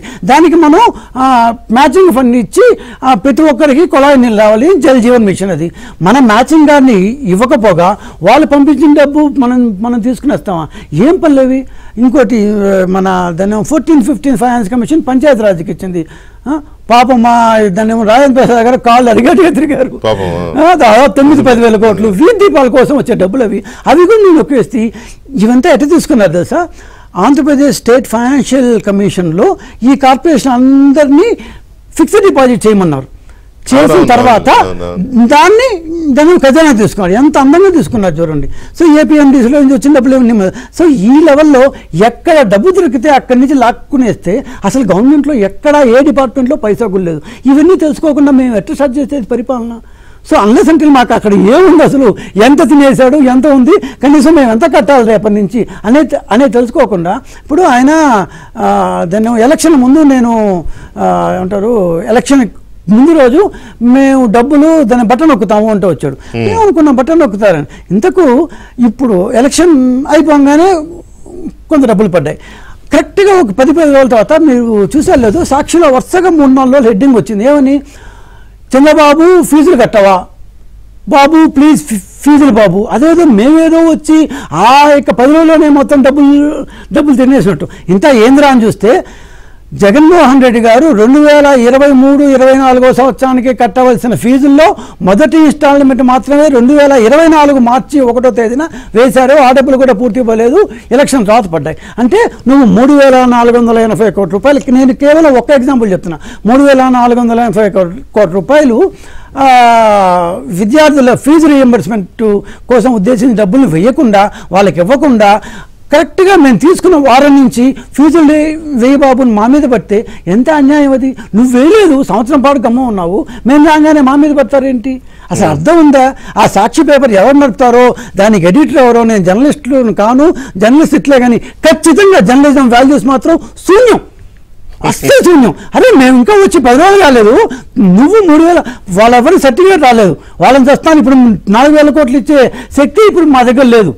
సో వాళ్ళని అడుక్కొని బాబు మీకు ఒక 5-6 ఇన్స్టాల్మెంట్లో కడతాము, వాళ్ళకి సర్టిఫికేట్లు ఇవ్వండి, వాళ్ళ చదువులు ఇదైపోతున్నాయి, వాళ్ళు పై చదువులకు పోవాలి, ఇంటర్నెట్ సాగు మీద వస్తుంటే అంటే ఎంత లెవెల్లో చూడండి. దాని ఇంటర్నెట్ బోర్డు దగ్గర నుంచి ఎక్కడ కనపడితే రూపాయి లాక్కునేసినప్పుడు మేము ఇవంతా బయటపెట్టకుండా మేము పరిపాలన స్టార్ట్ చేయాలి. అంటే ఇది ఒక రకమైన చెప్పాలంటే చాలా ఇంపార్టెంట్ చర్చ. ఇది చంద్రబాబు నాయుడు గారు ఇవాళ రిలీజ్ చేసిన శ్వేతపత్రం కానీ, లేకపోతే ఆంధ్రప్రదేశ్ యొక్క ఆర్థిక పరిస్థితి కానీ, ఆయన జగన్మోహన్ రెడ్డి గారు చెప్తున్న మాటలు కానీ, సరే అబద్ధాలా నిజాలా తర్వాత తేలుతాయి కానీ చెప్తున్న మాటలు కానీ, ఇదంతా మొన్నటి రాష్ట్ర భవిష్యత్తుని నిర్ణయించే ఎన్నికలకి సంబంధించి గ్రౌండ్ ఇదే మేజర్గా. ఆర్థిక పరిస్థితి గ్రౌండ్. 1,13,000 కోట్ల రూపాయలు కనీసం ఎంట్రీ కూడా చేయకుండా అట్లే పెట్టినారంటే ఆ వర్క్ చేసిన సంగతి ఏంటి? అదే కదా, ఎంట్రీయే కాదు, చాలా వాటికి బిల్స్ లేవని రిజిస్టర్ ఆఫీసుల మీద కేంద్రం నుంచి నోటీసులు వచ్చాయి కదా. సో ఇలాంటి ఎన్నో అక్రమాలు గమనించాల్సింది ఏంటంటే, ఒకసారి చంద్రబాబు నాయుడు గారు ఏమన్నారు, ఒక్క నిమిషం, శ్వేతపత్రం ప్రకటిస్తున్నప్పుడే మన రఘురామకృష్ణరాజు గారు నిలబడి ఒక మాట్లాడాడు. సార్ మీరు 9 లక్షలు లెక్క చెప్పారు, ఇంకా 1,30,000 కోట్లకి మీరు లెక్క చెప్పాలి. ఈ తారతమ్యాలు ఎలా ఉన్నాయనేది నేను 4 ఏళ్ళు మాట్లాడినప్పుడు నన్ను తిట్టారు, కొట్టారు. మీరు ఈ పరిస్థితిని చక్కదిద్దకపోతే ఇంకా అధ్వానంగా వెళ్తుంది. మీరు ఈ శ్వేతపత్రం ద్వారా తెలియజేసిన విషయాన్ని మనం సర్దుకోవాలంటే మేము ఇచ్చే సలహాలు తీసుకుంటే నేను సలహా ఇస్తాను 15,000 కోట్లు వస్తుందని చెప్పాడు. అంటే ఇవాళ చంద్రబాబు గారికి డబ్బులు ఎలా తెచ్చుకోవాలో చెప్పేవాళ్ళు ప్రారంభమయ్యారు. జగన్మోహన్ రెడ్డికి అప్పులు తెప్పించేవాళ్ళు చూపించారు, చంద్రబాబు గారికి ఆదాయం తెప్పించేవాళ్ళు చూపిస్తున్నారు. ఇప్పుడు మన డిబేట్లో ఉండే జీవీ రెడ్డి గారు కూడా ఇవాళ గవర్నమెంట్లో మంచి ఇన్పుట్స్ ఇచ్చి వచ్చాడు. అంటే చంద్రబాబు నాయుడు గారి దగ్గర ఉన్న గొప్పతనం ఏంటంటే ఆయన స్వీకరిస్తాడు, సలహాలు స్వీకరిస్తాడు. శ్వేతపత్రాలు అనేది ఇవాళ కొత్త కాదు, అది ఆయన 95 నుంచి మొదలెట్టాడు. విద్యుత్ సంస్కరణలకి ప్రతి వారం ప్రతి జిల్లాలో డిస్కషన్ పెట్టేవాడు. మీరైతే గమనించాల్సింది ఏంటంటే మొదటి 3 శ్వేతపత్రాలు వచ్చినప్పుడు డిస్కషన్ జరగడానికి మధ్యలో కొంత డైవర్షన్ పాలిటిక్స్ స్టార్ట్ అయ్యాయి. విజయసాయి రెడ్డి ఇష్యూ, అవును, ఇవాళ ఆర్థిక శ్వేతపత్రం ప్రజలకి ఆయన చెప్పని వాళ్ళగా, ఆయన చెప్పకుండా ఈలో ప్రెస్ మీట్ పెట్టి అంత కౌంటర్ అటాకే. మీకు రాజశేఖర రెడ్డి గారు ఎప్పుడు ఎదురుదాడని నాకు ఒక డౌట్ సార్. రేపు కూడా వాళ్ళ పత్రికలో బ్యాన్ వేసుకోవడానికి చంద్రబాబు భారత్ సైడ్ కు దోచాడు కదా శ్వేతపత్రం. అదే అది వేయకుండా ఇది హైలైట్ చేసుకోవడం. నాకు ఎవరో డౌట్ వచ్చింది సార్. 9,74,000 కోట్లని చంద్రబాబు నాయుడు గారు చెప్పారు, ఈయనేమో 7,35,000 చెప్పారు. ఈ మధ్యలో మిగిలిన 2,60,2,50,000 crores ఏంది అసలు, ఎక్కడ పోయినట్టు? అదేదో బఠానీలు శనగపప్పులు. బహుశా ఏమంటే జగన్మోహన్ రెడ్డి గారు అఫిషియల్ గా ఖర్చు పెట్టింది 7,35,000 కోట్లు ఎంతో ఆయన చెప్పింది, కానీ గవర్నమెంట్ ఇప్పుడు 9,74,000 crores. ఈ 2,35,000 కోట్ల చిల్లర జగన్మోహన్ లోపలికి వెళ్ళిపోయాము, అందుకే ఆయన ఖర్చు రావట్లా. బాగా 9,74,000 crores చంద్రబాబు గారు ఖర్చు పెట్టింది లెక్క చెప్తున్నారు, చెప్పట్లేదు. అందుకే ఈ గ్యాప్ వచ్చింది. సో 2,35,000 కోట్లు ఆయనకు పోయిందో, ఆయన చుట్టుపక్కల వాళ్ళు పోయారో, ఎక్కడ పోయిందో, దాన్ని ఏమంటా లండన్ పోయిందో, ఏ విమానంలో సూట్ కేసులో వెళ్ళిపోయిందో లెక్కలే రాకుండా ఎక్కడ పోతున్నాయి. కనీసం ఇప్పుడు ఏదో అంటారు దాన్ని ఏట్లో వేసినా దాన్ని ఎంచి వేయని, కనీసం ఖర్చే ఆయన కనపడకపోతే బహుశా ఆయన సంపలోకి వెళ్ళిపోయిండాలేమో ఏమో. ఎన్నికల ప్రచారానికి ముందు మేము ఇచ్చింది ప్రతి పైసా ప్రజలకు ఇచ్చేసాం, మేము పంచేసాం. మా 16,000, 14,000, 11,000 కోట్లు మేము పంచాలంటే ఎలక్షన్ కమిషన్ అడ్డుకుంది, కోర్టు అడ్డుకుంది అని చెప్పారు. మీకు గుర్తుంది ఎలక్షన్ అంటే ఆ రోజుకి ఈ రోజుకి మేము 13 లక్షలు అప్పైనా ప్రజల కోసం అప్పు చేసాం, ప్రజల కోసం ఇచ్చామని చెప్పిన వాళ్ళు సగానికి వచ్చారు, 7 లక్షలకు వచ్చారు. నిజంగా చెప్పాలంటే ఈ 7 లక్షల్లో కూడా ఎంత ప్రజలకు వెళ్ళిందో ఆడిట్ జరగాలి. అసలు వీళ్ళు చెప్పేది ఏది కూడా నమ్మశక్యంగా లేదు. ఈ జగన్మోహన్ రెడ్డి గారు కానీ వాళ్ళ నాయకులు మాజీ మంత్రులు చెప్పేది ఏది నమ్మశక్యంగా లేదు. ఆంధ్రప్రదేశ్కి తెచ్చిన అప్పులు, లక్షల కోట్ల రూపాయల అప్పులు ఏమయ్యాయి అనే దాని మీద నిజంగానే వీళ్ళు అన్నట్టు ఆడిట్ జరగాలి. అలాగే చంద్రబాబు నాయుడు గారు శ్వేతపత్రాన్ని సమర్పించేటప్పుడు ఏమన్నారు, జగన్మోహన్ రెడ్డి గారి మాటలు ఎలా ఉన్నాయి, ఏది నిజం, ఎవరు నంగనాచి కబుర్లు చెప్తున్నారు, ఇది చాలా కీలకమైన వ్యవహారం. ఎందుకంటే రాష్ట్రానికి సంబంధించి లక్షల కోట్ల రూపాయలు తెచ్చిన డబ్బులు ఆయన తినేశాడని వీళ్ళు తినేశారని ఆయన అంటుంటే ప్రజలకి ఎవరో ఒకళ్ళు ఏదో ఒక పాయింట్లో ఆ నిజం తెలియాలి. అది తెలియకపోతే నష్టం జరిగిపోద్ది రాష్ట్రానికి. కాబట్టి చంద్రబాబు నాయుడు గారు ఏమన్నారు ఆ బయట కూడా విందాం. విన్న తర్వాత ఈ చర్చని గఫూర్ గారు, కుటుంబరావు గారు కూడా జాయిన్ అవుతారు. శ్వేతపత్రం సందర్భంగా చంద్రబాబు నాయుడు ఏమన్నారు, తర్వాత శ్వేతపత్రం విడుదల చేసిన వీటి మీద కానీ, లేకపోతే చంద్రబాబు నాయుడు గారు ప్రభుత్వంలోకి వచ్చిన తర్వాత రావడానికి ముందు కూడా కూటమి నాయకులు ఆర్థిక పరిస్థితి మీద చేసిన కామెంట్స్కి జగన్మోహన్ రెడ్డి ఎలా రియాక్ట్ అయ్యారు, ఆయన చెప్తున్న మాటలేంటి, వీళ్ళు చెప్తున్న మాటలేంటి, ఏది నిజం అనేది మనం చర్చిద్దాం. ముందుగా చంద్రబాబు నాయుడు వాళ్ళ అసెంబ్లీలో శ్వేతపత్రం మాట్లాడినప్పుడు చాలాసేపు మాట్లాడారు, చాలా విషయాలను ఆయన ఉటంకించారు. అయితే అందులో కొన్ని ఒక ఇంపార్టెంట్ 1 or 2 పాయింట్స్ మనం చూద్దాం, ఒకసారి ఏమన్నారో చూద్దాం. మన స్టేక్ హోల్డర్స్ మారుమూల గ్రామాల్లో ఉండే ప్రజలు కూడా వాళ్లకు వాస్తవాలు చెప్పాలి. ఇప్పుడే నేను చూస్తున్నాను, మనం అసెంబ్లీలో వైట్ పేపర్స్ పెడితే ధైర్యం ఉంటే అసెంబ్లీకి రావాలి, వచ్చి మీరు చెప్పింది కరెక్ట్ కాదు, ఇది వాస్తవం, ఇది డాక్యుమెంట్ అని చూపించాలి. అట్లా కాకుండా మనం 9,77,000 కోట్ల రూపాయల అప్పని చూపిస్తే కాదు 7,45,000 కోట్లని ఓన్ తీరి చెప్పే పరిస్థితికి వచ్చారు. అంటే ఆ సాక్షి పేపర్లు వేసుకుంటారు, ప్రజల్ని మభ్య పెడతారు, అబద్ధాలతో మోసం చేస్తారు. ఇంకొక పక్క ఈరోజు మాట్లాడుతూ రషీద్ అనే వ్యక్తిని చంపేశారు, నేను ఢిల్లీకి పోయాను చేశారు. ఎవరా రషీద్? చంపిన వాడెవరు, చచ్చిన వారెవరు, ఏ పార్టీ వాళ్ళని అడుగుతున్నా ఒకప్పుడు.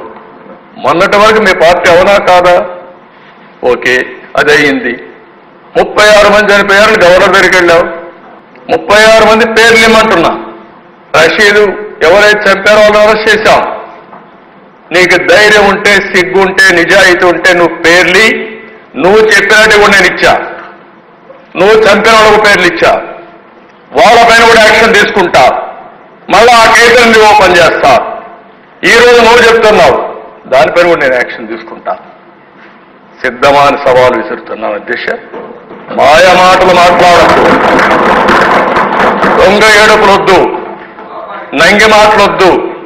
బాబాయిని చంపేసే ఇప్పటికి కూడా ఊకిల్డ్ బాబాయి తెలియదు. చెప్పాల్సిన బాధ్యత లేదా మాకు? తెలియజేయాల్సిన బాధ్యత లేదా? దోషుల్ని నిలబెట్టాల్సిన బాధ్యత లేదా అని అడుగుతున్నారు అధ్యక్ష మిమ్మల్ని. ఎవరన్నా ఉన్నారు? ఆ విషయాలన్నీ కూడా పెడతాను. ఒకే మాట చెప్పాను, ఎవరైనా సరే తప్పు చేస్తే వాళ్ళని శిక్షిస్తాం. సో అది ఆర్థిక వ్యవహారాలు. తర్వాత మిగతా విషయాల్లో కూడా జగన్ ఎందుకు ముఖం చాటేసి బయట ఎక్కడో అక్కడక్కడ మాట్లాడడం తప్ప ఎందుకు అథెంటిక్గా మాట్లాడడం లేదు, ఎందుకు వివరాలు ఇవ్వడం లేదు, ఎందుకు ప్రభుత్వంలో అసెంబ్లీలోకి వచ్చి మాట్లాడడం లేదు అనేది ఆయన చేస్తున్న విమర్శ. జరిగిన వాటిని, జరుగుతున్న వాటిని చర్చించడం కానీ చర్యలు తీసుకోవడం కానీ ప్రభుత్వం బాధ్యత అనేది చంద్రబాబు నాయుడు చేసిన స్టేట్మెంట్ ఇవాళ. సో దీన్ని బట్టి చూస్తే 9,77,00,000 కోట్ల రూపాయలు అప్పు చేశారు అనేది చంద్రబాబు నాయుడు గారు అఫీషియల్గా చెప్పిన మాట. కానీ ఎలక్షన్ వరకు మనం అందరం మాట్లాడుకున్నది 12.5 నుంచి 13 లక్షల కోట్లు అప్పు అయింది అనేది మనం అందరం మాట్లాడుకున్నాం. చిన్న వివరణ ఉంది. ఆ 13 లక్షల కోట్లలో కొన్ని కార్పొరేషన్ల ద్వారా ఇచ్చిన దాన్ని ఆడిట్లో చూపించలేదు. ఈవెన్ కాగు కూడా వాళ్ళు చెప్పలేదు. ఆ మాట అన్నారు, ఆ డిఫరెన్స్ ఉంది. ఇప్పుడు మీ జగన్మోహన్ చంద్రబాబు నాయుడు గారి ప్రెస్ అసెంబ్లీలో ప్రకటన మీరు చూశారు కదా, అందులో ఒక పాయింట్ మీరు గమనించండి. ఇప్పుడు రాజశేఖర రెడ్డి తమ్ముడు వివేకానంద రెడ్డి హత్య కేసు గురించి, ఆయన ముఖ్యమంత్రిగా ఉన్న చివరి రోజుల్లో జరిగిన హత్య గురించి ఆయన కుటుంబ సమస్య అనుకుని ఆయన వదిలేశాడు. అవును, ఆ రోజునే ఆయన దాన్ని బయట పెట్టుంటే రియాక్ట్ అయి ఉంటే, అంటే ఆయన మీద నరకాసుర వధన రాసిన రోజున కూడా రియాక్ట్ అయి ఉంటే ఈ పరిస్థితి రావలేదు కాదు. ఇప్పుడు ఆయన ఒక చోట 36 మంది చచ్చిపోయారు అంటారు, ఇంకో చోట 31 అంటాడు, ఇంకో చోట 35 అంటాడు. మీకు గుర్తుందో లేదో 2009 సెప్టెంబర్ 10 రాజశేఖర రెడ్డి గారు చనిపోయినప్పుడు విపరీతమైన వర్షాలు రాష్ట్రం అంతా, అంటే వరదల్లో కొట్టుకుపోయిన వాళ్ళు, పిడుగులు పడి చచ్చిపోయిన వాళ్ళు పేర్లు కూడా రాసి 600 మంది చచ్చిపోయారని రాశారు. ఇంట్లో వాళ్ళు కానీ బయట వాళ్ళు ఎవరు చనిపోలే, కేవలం పిడుగుపాటు పడిన వాళ్ళు, వరదల్లో కొట్టుకుపోయినాడు పేరు కూడా రాసేసి ఓదార్పు యాత్ర రాస్తే ఒక చోట ఇడుపుల పైన శిలాపరకం కూడా పెట్టేశారు 600 పేర్లని. ఎక్కడ ఆ రోజు కూడా చంద్రబాబు ప్రభుత్వం కానీ ఎవరు కానీ వెరిఫికేషన్ చేయాలి. నిజమే కాబట్టి చనిపోయారేమో. నిజమే కావచ్చని కాదు కానీ అబద్ధం కాదనుకోవచ్చు. ఇప్పుడు నిజమా అబద్ధం పక్కన పెడితే వాళ్ళు క్లెయిమ్ చేసుకుంటున్నారు, చేసుకుని వెరిఫై చేయలేదు. ఆ రకంగానైనా ఒక కుటుంబానికి ₹1,00,000 వస్తున్నాయి కదా, ఎందుకు వాళ్ళ నోటి కాడ కూడా ఎందుకు తీయాలి? మీరు ఒకటి గమనించండి, చనిపోయిన కుటుంబాలకు 1,00,000 ఇచ్చారంటున్నారు, కానీ జగన్మోహన్ రెడ్డి 5 సంవత్సరాల పరిపాలనలో రైతులకి పవన్ కళ్యాణ్ అన్నికంటే ఎక్కువ కోట్లు ఇచ్చాడు. అది నిజమే సార్, ఆనాటి సంగతి మనం గమనించాల్సింది ఏంటంటే 600 మంది చనిపోయారన్నది ఎంత వాస్తవం తెలియదు, కానీ ఇవాళ 36 అన్నది అవాస్తవం. ఎందుకంటే 36 మంది చనిపోయి ఉంటే నేషనల్ క్రైమ్ రిపోర్ట్స్లో రికార్డ్ అవ్వాలిగా, ఒక మర్డర్ని చూపించాలిగా. ఇప్పుడు హత్య జరిగిందన్నప్పుడు ఆ హత్య చేసిన వాడెవడో కూడా ఉండాలి కదా. ఇవాళ చంద్రబాబు నాయుడు అదే అడిగారు, చచ్చిన వాడెవడు చంపిన వాడెవడు చెప్పండి అని. కాబట్టి ఆయన డైవర్షన్ పాలిటిక్స్లో ఇటువంటివన్నీ కామనేశారు. 9,77,00,000 కోట్లు మీరు అఫీషియల్గా ఇవాళ అసెంబ్లీలో పెట్టిన ఫిగర్. మొన్న ఎలక్షన్ వరకు మనందరం మాట్లాడింది 13 లక్షలు, 14 లక్షలు కూడా వచ్చింది ఫిగర్ చెప్పారు కదా. ఎందుకని మరి అది ఇవాళ 9,70,000 పడిపోయింది? సార్, ఈ 9,74,000 కోట్లు చాలా వరకు ఇంకా 1,13,000 కోట్లు దానిలో ఎంట్రీనే జరగలేదు. సో దాన్ని ఎందుకు జరగలేదు? ఎంట్రీ చేయలేదు అసలు, CFMS లో ఎంట్రీనే జరగలేదు. అంటే బిల్స్ రిజెక్ట్ చేసిన మళ్ళీ బిల్స్ అది రిజెక్ట్ చేశారా, స్క్రూటినీ చేసి కాదన్నారా, చేయకుండా అట్లే వదిలేశారా, ఏమో తెలియదు. అప్పుడు అవి కూడా కలిపితే 11 లక్షలు అవుతాయి సుమారు. రఫ్లీ అవ్వచ్చు. ఇంకా కార్పొరేషన్లో ఇప్పుడు for example APMDC mining development corporation వాళ్ళు 7,000 కోట్ల రూపాయలు బాండ్లు రిలీజ్ చేశారు. ఆ బాండ్లు వాళ్ళకి వచ్చాయి. నాకున్నది ఏమంటే బాండ్లు తీసుకోవడానికి బాండ్లు ఏపీఎండిసికి వచ్చాయి, అది బ్యాంకులో వచ్చాయి. బ్యాంకులు ఇవ్వడానికి నిరాకరించాయి చివరిలోని. ఎందుకంటే మీరు అది మీరు వాడకుండా మీరు గవర్నమెంట్కి ఇచ్చేస్తున్నారు కదా అని. అది నాకు నిజంగా తెలియదు ఇప్పటిదాకా. సో అట్లాంటివన్నీ ఇవన్నీ ఇంకా రావాల్సిన డీటెయిల్స్ చాలా ఉన్నాయి. సో ఇవన్నీ వెరీ ప్రొవిజనల్గా వచ్చినవి ఇది.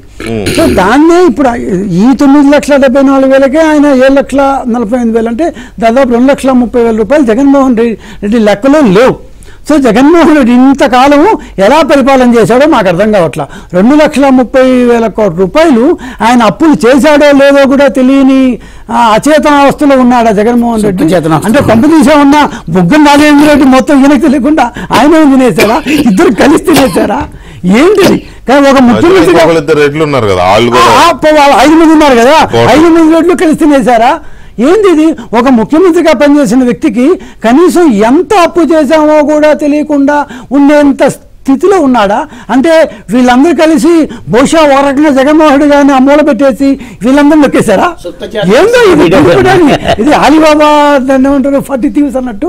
సో ఎక్కడ పోయినారు? ఇప్పుడు ఒక 5,000కి 3,000కి లెక్క రాలేదంటే ఓకే, 2,30,000కి 30,000 కోట్లకి లెక్క రాలేదంటే ఎక్కడ పోయినట్టు? జగన్మోహన్ రెడ్డి గారు మీరేమైనా ఖర్చు పెట్టింది మాత్రమే చెప్పారా?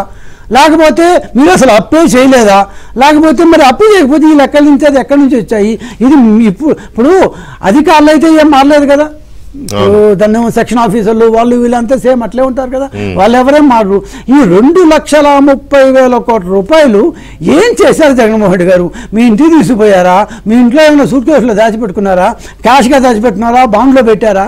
ఎక్కడ అసలు లెక్క ఏం చేశారు? ఇప్పుడు ఆయన 2,70,000 కోట్ల రూపాయలు నేను దాన్ని బటన్ నొక్కి ఇచ్చాను అని ప్రతిసారి చెప్పేవాడు, బాగానే ఉంది. 2,70,000 కోట్ల రూపాయలు బటన్ నొక్కి ఇచ్చిన వ్యక్తికి 2,34,000 కోట్ల రూపాయలు అసలు అప్లై చేయలేదనే సోయి కూడా లేదా, ఆలోచన కూడా లేదా? అంటే అసలు మీరు ముఖ్యమంత్రిగా ఉన్నారా? ముఖ్యమంత్రిగా మీరు ఏమంటారు సెక్రటరీకి పోలేదు.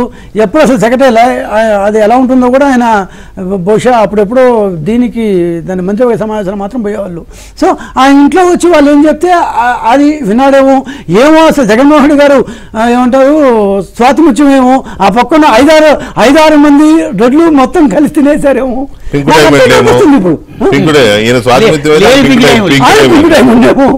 ఎవరు ఏంది ఎట్లా తెలియకుండా పోతుంది మీకు? చాలా ఇన్నోసెంట్గా ఇవాళ పొద్దున్న నేను చూశాను. ఎందుకంటే చాలా అమాయకంగా, చాలా ఇన్నోసెంట్గా. ఇంకోటి దువ్వూరి కృష్ణ సోమయాజుల గారి కొడుకు, ఒకప్పుడు రాజశేఖర రెడ్డి గారికి సోమయాజులు ఎట్లయితే ఆత్మో ఇప్పుడు ఆయన కొడుకు ఈయనకి ఇప్పుడు ఆత్మ. ఏం కృష్ణ ఓకేనా? ఏమయ్యా కృష్ణ, ఎదురుగా కూర్చున్నావు కదా, ఆయనకే తెలియదు. నువ్వన్నా ఈ కార్పొరేషన్ లెక్కలు 2,48,000 కోట్ల రూపాయలు కార్పొరేషన్ లెక్కలు వేసి వాళ్ళు కదా, ఆయనకేం తెలియదు. సరే పోనీ జగన్మోహన్ గారు ఆయన ఏదో బుద్ధి లేదు, ఇవ్వలేదు, మీకన్నా బుద్ధి ఉండాలి కదా. అంటే ఇద్దరికి లేదా? లేకపోతే ఇద్దరు కలిసిన్నారా? ఈ దువ్వూరి కృష్ణకి వస్తాడు అసలు బయట నుంచి వచ్చిన వ్యక్తి స్పెషల్ సెక్రటరీగా, అసలు ఆయన అడ్వైజర్ కాదు, is a special secretary. A basis మీద ఇస్తారు స్పెషల్ సెక్రటరీ? ఇప్పుడు అదే ఇవ్వచ్చండి, ఆయన ఊళ్ళో ఏమన్నా ఇవ్వచ్చు. సో బయట ఇప్పుడు సెంట్రల్ గవర్నమెంట్ లేటరల్ ఎంట్రీ అని కొత్తగా పెట్టినారు, ఏమి ఇలా ఐఏఎస్ కాకపోయినా కూడా ఇవ్వచ్చని. వాళ్ళకి ఏదో కొన్ని ఇష్యూస్ పెట్టారు. అట్లాంటివి మనకి ఏమున్నాయో ఇప్పుడు ఆ ప్రకారం మా యొక్క జీవిరెడ్డి కూడా పోవచ్చు, ఇంకొకరు పోవచ్చు, నేను ఎకనమిస్ట్ నేను పోవచ్చు. అంటే నాకు అర్థం కాదు. ప్రతిసారి కమ్యూనిస్ట్ పార్టీలోంచి వచ్చి ఇక్కడ ఎకనామిక్స్ చేసినోడు నీవు ఎకనమిస్ట్ నేను ఎంపీ చేసా, చదువుకున్నా. సో అట్లా ఎదురుగా దువ్వూరి కృష్ణ ఏం చెప్తే అది ఈయన చెప్తున్నాడు మాట. పైగా మధ్యలో డౌట్లు, ఏం కృష్ణ కరెక్టా కృష్ణ అంటున్నాడు మాట. నేను విన్నా బాగా, ఆయన స్పష్టంగా ఏం కృష్ణ కరెక్టా, అవును సారా ఆయనే చెప్తున్నాడు.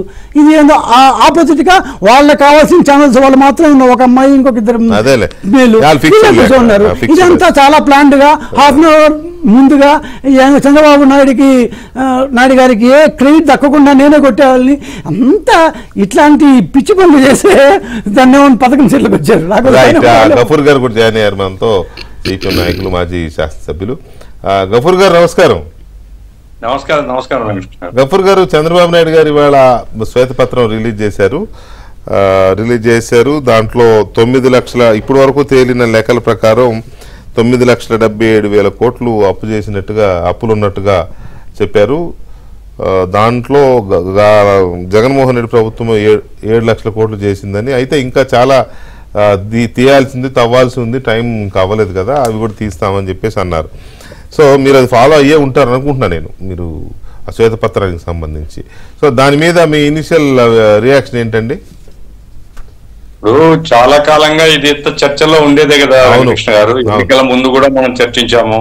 అవును. ఇప్పుడు అప్పు ఏమిటంటే, అప్పు చేయొచ్చు, అప్పు చేయడం తప్పు అనేది కూడా నేను చెప్పడం లేదు. ఎప్పుడు చేయొచ్చు? అప్పు వల్ల ఉత్పాదకత పెరగాలండి, అప్పు వల్ల ఉద్యోగాలు పెరగాలండి, అప్పు వల్ల రాష్ట్ర ప్రయోజనాలకు, రాష్ట్ర ప్రజలకు ప్రయోజనం నెరవేరండి. ఇప్పుడు ఈ అప్పు వల్ల ఎవరి ప్రయోజనం నెరవేరింది? వాళ్ళ ప్రయోజనం, ఆయన చుట్టూ ఉండేటువంటి భజన పరులు లేదా ఆ తరగతికి సంబంధించినటువంటి కొంతమంది యొక్క ప్రయోజనం తప్ప ఈ రాష్ట్రంలో ఏ వ్యవస్థ బాగు చేయడానికి అప్పు తీసుకున్నారు వాళ్ళు? ఇప్పుడు వాళ్ళు పంపకం చేసినారు, మనమే అభ్యంతరం పెట్టడం లేదు.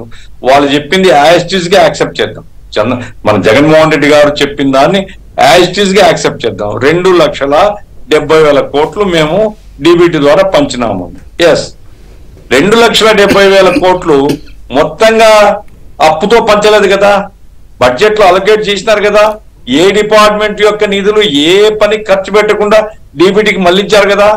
మరి ఆ రకంగా 2,70,000 కోట్లు బడ్జెట్ అలొకేషన్ లో ఖర్చు పెట్టినప్పుడు ఈ 7 లక్షలు, ఎందుకంటే 9 లక్షల చిల్లర అంటే పాత అప్పులు ఉన్నాయి కదా అని చెప్తున్నారు. ఓకే, పాత అప్పులు తీసేద్దాం. 7 లక్షల కోట్లైనా మీరు అప్పు చేసినారు కదా. 7 లక్షల కోట్లు ఎందుకు చేయాల్సి వచ్చింది? మీరేమిటి ఒక భారీ పరిశ్రమ, ఎందుకు కడపలో స్టీల్ ప్లాంట్ పెట్టినాం, లేదా ఈ ప్రాజెక్టులు మేము పూర్తి చేసినాం, లేకపోతే ఈ ప్రజలకు ఉపయోగపడేటువంటి విద్యా వ్యవస్థలో ఈ మార్పులు చేసినాం, లేదా ఈ ఆరోగ్య వ్యవస్థలో ఈ మార్పులు చేసినాం. ఏమైనా చెప్పుకోవడానికి ఏమైనా ఉందండి వాళ్ళకు? మొత్తం రెవెన్యూ ఎక్స్పెండిచర్ పంపకం చేయడం తప్ప భారం విపరీతంగా పెరగడమే కాదండి. ఎప్పుడైతే ఉత్పాదక వ్యయం పెరగదో రాష్ట్రము చాలా దివాలా తీసేటువంటి కండిషన్స్ పోతుందండి. ఇప్పుడు వెంటనే ఈ ప్రభుత్వం వచ్చిన వెంటనే సర్దుబాటు కాలేదు అది. అందుకోసమే అది దాని కన్నీటి ఉంటది, ఆ ఖర్చులు అట్లాగే కంటిన్యూ చేయాల్సి వస్తుంది. అన్నప్పుడు ఉత్పాదకత పెంచకుండా, ఉత్పత్తి వ్యయం లేదా క్యాపిటల్ వ్యయం పెంచకుండా రాష్ట్రాన్ని ఈ రకంగా మార్చడం అనేటువంటిది ఆర్థిక శాస్త్రంలో ప్రాథమికమైనటువంటి అవగాహన ఉండే వాళ్ళు కూడా చేయరు. నిధుల మళ్లింపు రెండవది, ఈ రోజు శ్వేతపత్రంలో చెప్పారు, నిధుల మళ్లింపు. ఒకదానికి ఖర్చు పెట్టాల్సింది మళ్లించేసి ఇంకో దాన్ని, అంటే ఏ డబ్బాని తీసుకుంటా కామన్ పూల్లో వేసేయి, ముఖ్యమంత్రి చెప్పిన దానికి ఇచ్చేసాయి. ఇది ఇది ఎకానమీలో ఎట్లా సాధ్యమవుతుందండి? ఇది ప్రభుత్వం జవాబుదారీగా ఉండాల్సినటువంటి ప్రభుత్వం. కాబట్టి జగన్మోహన్ రెడ్డి ఒక్కడే కాదు, ఎవరైతే ఆర్థిక శాస్త్ర నిర్వహణ ఉన్నారో ఒకనా వెళ్ళిపోయినారట కదా, రాజీనామా యాక్సెప్ట్ కాకముందే వెళ్ళిపోయినారంట. ఇట్లా టోల్ ఎక్కడున్నా కానీ ఎవరైనా కాదండి, ఇట్లా టోల్ ఐఎన్పిఆర్ఏ కాదండి, ఆ ఆర్థిక శాస్త్ర రావత్ కాదు, సత్యనారాయణ. రావత్ ఏమో మన స్టేట్ క్యాడరు. ఇంకొక ఆయన రైల్వే నుంచి వచ్చి ఆయన మొత్తం సత్యనారాయణ ఏదో పేరు చెప్తున్నారు. ఆర్థిక శాస్త్ర చూసిన ఆర్థిక అన్నిటికీ సూత్రధారి ఆయనేలేండి, ఆయన రైల్వే లెక్క చెప్పేవాడు. కాబట్టి ఈ రకంగా ప్రజాధనాన్ని ఇష్టం వచ్చినట్టుగా ఖర్చు పెట్టడం అనేటువంటిది, రాష్ట్రాన్ని అప్పుల కుప్పగా మార్చడం అనేటువంటిది, విపరీతంగా రెవెన్యూ పెంచడం అనేటువంటిది, ఆ లక్షల కోట్ల రూపాయలు అప్పులు చేసి బాధ్యరహితంగా ఉండడం. ఎందుకంటే ఇంకా సిఏజీ నివేదిక రావాలి. సిఏజీ నివేదికలు వస్తే ఎక్కడెక్కడ డైవర్షన్ అయినా ఏమి ఇవన్నీ కూడా బయటకు వస్తాయి. కాబట్టి ఏమైనా ప్రజలు ఇచ్చిన అధికారాన్ని దుర్వినియోగం చేసి ప్రజలకు తీరని అన్యాయం చేసినారు, రాష్ట్రానికి తీరని అన్యాయం చేసినారు మాత్రం నేను చెప్పదలుచుకున్నాను. అట్లాగే ఈ ప్రభుత్వం కూడా లెక్కలు చెప్పడం వరకే కాకుండా నిధుల మళ్లింపు, దానికి పర్మిషన్ ఉందా లేదా, అనుమతి ఉందా లేదా, ఎవరు రూల్స్ వయలేట్ చేసినారా, ఎవరైనా ఇష్టం వచ్చినట్టు చేసినారా, అది కూడా చేసి వాళ్ళను they should be brought book, వాళ్ళను కోర్టు ముందు నిలబెట్టాలా. ఆ రకంగా అయితేనే వచ్చే ప్రభుత్వంలోని అధికారులు జాగ్రత్తగా పనిచేస్తారు, బాధ్యతంగా పనిచేస్తారు. ఆ రకంగా చేయాల్సినటువంటి అవసరం ఉంది. ఆర్థిక మంత్రి ఏమో చాలా చాలా చెప్పేవాడు, మరి ఇప్పుడు ఏమైనాడు, ఎందుకు ఈ రకంగా అయింది, మరి ఆయన జవాబు చెప్పాలా? ఈ అసెంబ్లీలో సమాధానం చెప్పిండొచ్చు కదా జగన్మోహన్ రెడ్డి వచ్చి. అసెంబ్లీలో చెప్పకుండా బయట ప్రెస్ మీట్ పెట్టుకోవడం ఏందండి? ఇప్పుడు మేము మాకు అసెంబ్లీకి అవకాశం లేదు, బయట ప్రెస్ మీట్ పెట్టుకుంటాం. ఆయనకు అసెంబ్లీకి పోవడానికి అవకాశం ఉంది కదా, అక్కడ ఛాలెంజ్ చేసిండొచ్చు కదా, నువ్వు తప్పు చెప్తున్నావా, ఇది కాదు అని చెప్పొచ్చు కదా. ఆయన దగ్గర ఆధారాలు వివరాలు ఉంటే. ఆయన చెప్తుంటే ఈయన ఇంట్లో చెప్పుకుంటే ఏం ఉపయోగం? అంటేనే నీవు గిల్టీ ఫీల్ అవుతున్నావు, నీవు ఫేస్ చేసే ధైర్యం నీకు లేదు, ప్రభుత్వం చెప్పేటువంటి లెక్కల్ని ఖండించేటువంటి వివరాలు నీ దగ్గర లేవు, నువ్వు దొంగగా నీ అంతా నువ్వు నిరూపించుకుంటావు అని నేను చెప్తున్నాను. ఏమైనా కానీ ఇది మాత్రం రాష్ట్రానికి మంచిది కాదు ఈ రకంగా జరగడం. ఈ ప్రభుత్వమైనా ఒక డిసిప్లిన్ పాటించేటువంటి పద్ధతిలో రాబోయే కాలంలో ఆర్థిక వ్యవస్థను చక్కదిద్దాలా, ఉత్పాదక అంటే ఏది క్యాపిటల్ ఎక్స్పెండిచర్ పెంచే పద్ధతిలో, ఇన్ఫ్రాస్ట్రక్చర్ డెవలప్ చేసే పద్ధతిలో, పరిశ్రమలు కానీ ప్రాజెక్టులు కానీ పూర్తి చేసే పద్ధతిలో ఉంటే ఆదాయం వస్తుంది. అప్పులు చేసిన అభ్యంతరం లేదండి. ఇప్పుడు మొన్న అమరావతికి అప్పులు చేసి మేము ఖండించినాం. ఎందుకు? అయ్యా నువ్వు గ్రాంటెడ్ నీకు పవర్ ఉంది కదా అని. నువ్వేమో ఏమిలా లక్షల కోట్లు అప్పు తీసుకుని వచ్చినావు, ఏమీ చేసింది లేదు. ఇదేనా అమరావతి ఒక క్యాపిటల్ అవుతుంది, నువ్వు అది కూడా చేసింది లేదు. కాబట్టే చాలా బాధ్యతారహితమైనటువంటి పరిపాలన అండి. అంతవరకు నేను చెప్పదు. రైట్. ప్రసాద్ గారు, ఇక్కడ మనం జగన్మోహన్ రెడ్డి ఇచ్చిన ప్రజెంటేషన్ ఒకసారి చూద్దాం. ఆయన కూడా ప్రెస్ మీట్ పెట్టి మాట్లాడినాడు ఇవాళ. ఆ మాట్లాడడంలో ఆయన కూడా కొన్ని ప్లేట్లు వేసినాడు, ఏదో చెప్పారు. మొత్తంగా ఆయన చెప్పేది ఏంటి అంటే, చంద్రబాబు దిగిపోయే నాటికి 2,71,000 కోట్లు అప్పు ఉంది, మా హయాంలో 2 లక్షల కోట్లు పైసలకు తెచ్చాం. వీళ్ళు 2 లక్షలే తెచ్చారు, 2 లక్షల కోట్లే తెచ్చారంట 5 ఏళ్లలో. చంద్రబాబు దిగిపోయినాటికే 2,70,000 కోట్లు ఉందంట.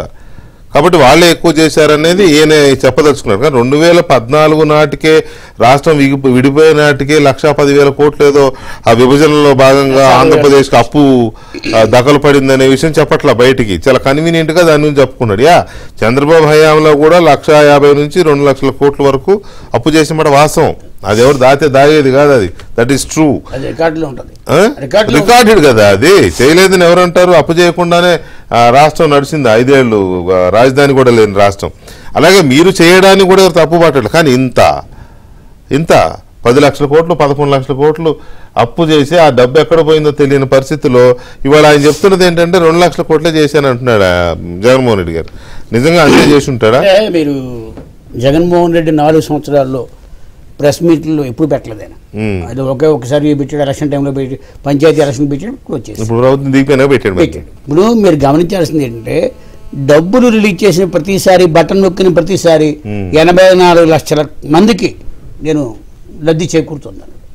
ఎప్పటికప్పుడు ఎన్నేసి వేల కోట్లు చెప్పాడు. అంటే దాదాపు ఆయన ప్రకటనలు ఇచ్చిన, అంటే ఆయన బటన్ నొక్కినప్పుడల్లా ఇచ్చిన ప్రకటనలు లెక్కేసుకుంటే అది 9 లక్షల కోట్లు దాటిపోతుంది. మనం గమనించాల్సింది ఏంటంటే, జగన్మోహన్ రెడ్డి మాయ మాటలు చెప్పి అధికారంలోకి వచ్చాడు, దిగిపోయిన తర్వాత కూడా మాయ మాటలు చెప్తున్నాడు. నిజంగానే గ్రేస్ఫుల్గా ఎగ్జిట్ అయి ఉంటే సార్, గ్రేస్ఫుల్ ఎగ్జిట్ అంటారు. అలాగే ఇవాళ గ్రేస్ఫుల్గా యాక్సెప్ట్ చేయాలి. ఎస్ నేను చేశాను, ఇచ్చిందంటే ప్రజలకు ఇచ్చాను, నేను ఎవరికి ఇవ్వలేదు, ఇచ్చిందంటే ప్రజలకే. నేను బటన్ నొక్కిన ప్రతి వాడికి వీళ్ళని చెప్తే, మనం గత డిబేట్లో కూడా ఒకసారి చెప్పాం, 20% లీకేజ్ ఉంటుంది ఆయన ఇచ్చిన వాటిలో, బటన్ నొక్కిన దాంట్లో. ఆ 20% ఎటుపోయిందో ఎవరికి తెలియదు. ఎందుకంటే కొంతమందికి లబ్ధిదారులకి ఒక స్కీమ్లో వస్తే ఇంకో స్కీమ్లో రాలేదు. అంటే నవరత్నాలు వచ్చినాడు ఎవడు లేడు, నవరత్నాలు ఏదో ఒకటే వచ్చింది, మీ ఏ స్కీమ్లోనే ఎవరికి వచ్చినవాడు లేడు. ఇక్కడ మనం గమనించాల్సింది ఏంటంటే, చంద్రబాబు నాయుడు గారి ప్రజెంటేషను ప్రజలకు వెళ్లకుండా బయట నుంచి అడ్డుకోవాలంటే ఓ ప్రెస్ మీట్ పెట్టాలి. ఇప్పుడు ఆయన పెట్టాడు, ఆయనకంటే ఆర్థిక వ్యవహారాలు చూసిన బుగ్గన రాజేంద్రనాథ్ ప్రెస్ మీట్ పెట్టి ఆయన ప్రతిసారి మేము మాకంటే తెలుగుదేశమే ఎక్కువ చేసింది, చంద్రబాబు నాయుడు గారు అప్పులు చేశాడు, మేము తప్పుడు అప్పులు చేశామని చెప్పేవాడు. ఆయన ఇవాళ ప్రెస్ మీదకి వచ్చి, ఎస్ నేను ఆర్థిక శాఖ మంత్రిగా ఉన్నాను, వీళ్ళు చేసినవన్నీ తప్పులు, నేను అప్పటి నుంచి కూడా మేము చంద్రబాబు కంటే తక్కువ అప్పులు చేసామని ఆన్ రికార్డ్ చెప్పానని చెప్పుకుంటే పరిస్థితి ఇంకోలా ఉండేది. అంటే ఉండేదంటే వెయిటేజ్ రాదని జగన్మోహన్ రెడ్డి గారు ఫీల్. బుగ్గన చెబితే అంత వెయిటేజ్ రాదు, నేను చెబితే అటెన్షన్ వస్తుంది అనేది. గవ్వుకొని నోరు జారి వాస్తవం చెప్తాడేమో, నేనైతే మాయ చెప్పగలను కానీ. అవును, సంధి కాలంలో ఎవరు ఎట్లా మాట్లాడతారో తెలియదు కదా గవ్వుకుని. కరెక్ట్. ఆయన ఇప్పుడు ఒక్కోసారి మనకి ప్రమేయం లేకుండా వాస్తవాలు బయటకు వచ్చేస్తాం. అవును, అలాగే గబుక్కుని ఎక్కడో యాక్సెప్ట్ చేస్తాడేమో బొగ్గన నారాయణ. ఇప్పుడు మన గఫూర్ గారిని అడగండి, బొగ్గన నారాయణ గారు కర్నూలు జిల్లాలో ఆయన ఏం వాస్తవాలు చెప్తాడు. ఆయన సొంతంగా ఆయన ఉన్నప్పుడే ఆయన సొంత ఇంట్లో వాళ్ళకి బిల్లులు చెబుతారు, తిట్టారు ఇంక నువ్వేం ఫైనాన్స్ మినిస్టర్ అని. అంటే అంత టైట్ సిచ్యువేషన్ మీద నడిచాడు ఆయన. 5 ఏళ్లలో 2.5 సంవత్సరాలు ఢిల్లీలో ఉన్నాడు ఆయన. అంటే ఢిల్లీలో ఎందుకు వెళ్ళాడండి? అప్పుడు కోసమేగా. ఇప్పుడు కేంద్ర ప్రభుత్వం లెక్కలు అడిగినప్పుడల్లా లెక్కలు ఇవ్వకపోవడం, తప్పుడు లెక్కలు ఇవ్వడం, ప్రతి దాంట్లోనూ ఒక కాగితం దాచేయడం. అంటే ఇవాళ వాస్తవ పరిస్థితుల్లో నిజంగా చంద్రబాబు నాయుడు గారు శ్వేతపత్రం 11 లక్షలకి ఇవ్వలేదుగా, ఆయన వాస్తవం చూపించి 9 లక్షలకు వచ్చాడు. మనం అనుకున్న 14 లక్షలు 13 లక్షలు 11 లక్షలు 970 అంటే 10 లక్షల కోట్లకు వచ్చాడు. అంటే 3 లక్షల కోట్లు వాళ్ళు మాయ చేశారని తెలిసిపోయిందిగా, ఎడిపోయింది అది. ఇప్పుడు ఇక్కడ అధికారుల గురించి కూడా మీరు చెప్తున్నారు.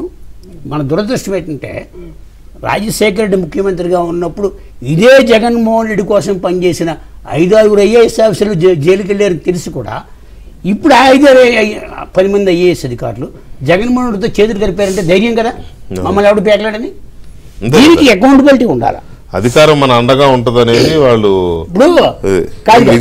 దండకృష్ణ సార్ ఒక క్వశ్చన్, గవర్నమెంట్ ఇవాళ ఇచ్చిన దాని వైట్ పేపర్లో నేను నా చేతిలో ఉన్నది అదే 2014-19 మధ్యలో గవర్నమెంట్ డెబిట్ 1,35,000 కోట్ల 106 1,35,106 తెచ్చిన డెట్ 2014-19 మధ్యలో. 2019-24 మధ్యలో 3,06,606 కోట్లు. సో రఫ్లీ దాదాపు మోర్ దాన్ 130% తేడా ఉంది. సో గవర్నమెంట్ ఇవాళ స్పష్టంగా 3,06,606 కోట్లు గత 5 ఏళ్లలో జూన్ దాకా మార్చి దాకా 5 ఏళ్లలో 3,06,606 కోట్లు అప్పు చేశారని చెప్పింది. ఇది తప్ప కరెక్టా అని మాటకు వస్తే, ఎందుకంటే రేపు క్యాగ్ రిపోర్ట్, ఇప్పుడు దాన్ని గఫూర్ గారు చెప్పినట్టు 2023 దాకా ఈ 24 దాకా క్యాగ్ రిపోర్ట్ వస్తుంది. ఎక్కడ పోయేలా ఇవన్నీ, మీరు ఎక్కడ పోయి నేను ఎక్కడ పోయి 10 ఏళ్ళ నుంచి మాట్లాడుతున్నాం, ఇంకొక ఏమంటారు మాట్లాడతాం.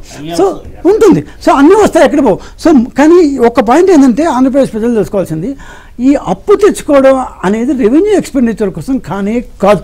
స్పష్టంగా రూల్స్ ప్రకారం ఎఫ్ఆర్బిఎం లోన్, ఎందుకంటే క్యాపిటల్ ఎక్స్పెండిచరుకి రాష్ట్రాల దగ్గర డబ్బులు ఉండవు కాబట్టి రోజువారీ ఖర్చుకి స్కీములు, వాళ్ళు ఈ ఫుడ్ గిడ్డు దాన్ని జీతాలు ఇట్లాంటి వాటికి సొంత రెవెన్యూ వాడుకోవాలి. ఈ క్యాపిటల్ ఎక్స్పెండిచర్ ఒక ప్రాజెక్టులు కావచ్చు, రోడ్లు కావచ్చు, ఇట్లాంటి ఏమైనా క్యాపిటల్ పెట్టుబడి పెట్టాల్సిన దీనికి నువ్వు అప్పు తెచ్చుకో అని చెప్పారు. కానీ జగన్మోహన్ రెడ్డి గారు ఈ 3,06,600 కోట్లలో ఇవాళ గవర్నమెంట్ ఇచ్చిన ప్రకారం కేవలం 69,117 కోట్లు మాత్రమే క్యాపిటల్ ఎక్స్పెండిచర్. 3,06,000 కోట్లకి 69,000 కోట్లు.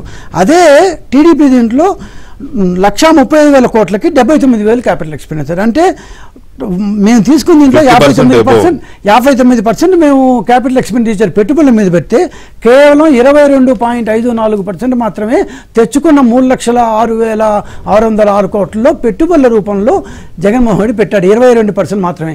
మిగతావంతా ఏం చేశారంటే, నేను 4 రూపాయలు వేసేస్తే 4 రూపాయలు చల్లితే బానిసలకు దాన్ని కాదు కదా, ఎట్లయితే దాన్ని బిస్కెట్లు వేస్తారో ఆ టైప్లో వేస్తే నాకు ఓట్లు పడిపోతాయనే ఒక దురాలోచన ఇంకే ఆలోచన తెలియదు కానీ క్రూరాలోచన.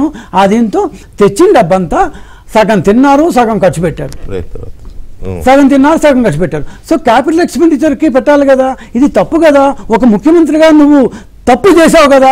80% ఆఫ్ ది అమౌంట్ నువ్వు అప్పులు తెచ్చిన అమౌంట్ని రెవెన్యూ ఎక్స్పెండిచర్, ఏ ఎకనామిక్స్లో ఓనామాలు తెచ్చినోడైనా what is capital expenditure, what is revenue expenditure, రోజువారీ ఖర్చుకి ఏం పెట్టకూడదు, దాని క్యాపిటల్ ఎక్స్పెండిచర్ పెట్టాలి. అప్పు తెచ్చుకుంది, అప్పు తెచ్చుకుని ఖర్చు పెట్టి వస్తుంటే అప్పు రేపు కట్టాలి కదా.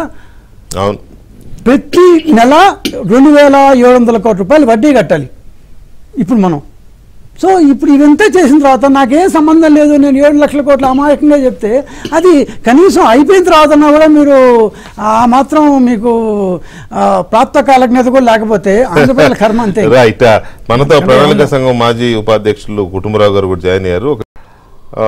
చంద్రబాబు నాయుడు గారు శ్వేతపత్రం ప్రవేశపెట్టిన అంశం, దానికి కౌంటర్గా జగన్మోహన్ రెడ్డి గారు పెట్టిన ప్రెస్ కాన్ఫరెన్స్, ఈ అంశాల మీద మనం చర్చిస్తున్నాం. దీని మీద మాట్లాడడానికి మనతో ఆంధ్రప్రదేశ్ ప్రణాళికా సంఘం మాజీ ఉపాధ్యక్షులు కుటుంబరావు గారు ఉన్నారు. వారితో మాట్లాడదాం. కుటుంబరావు గారు నమస్తే అండి.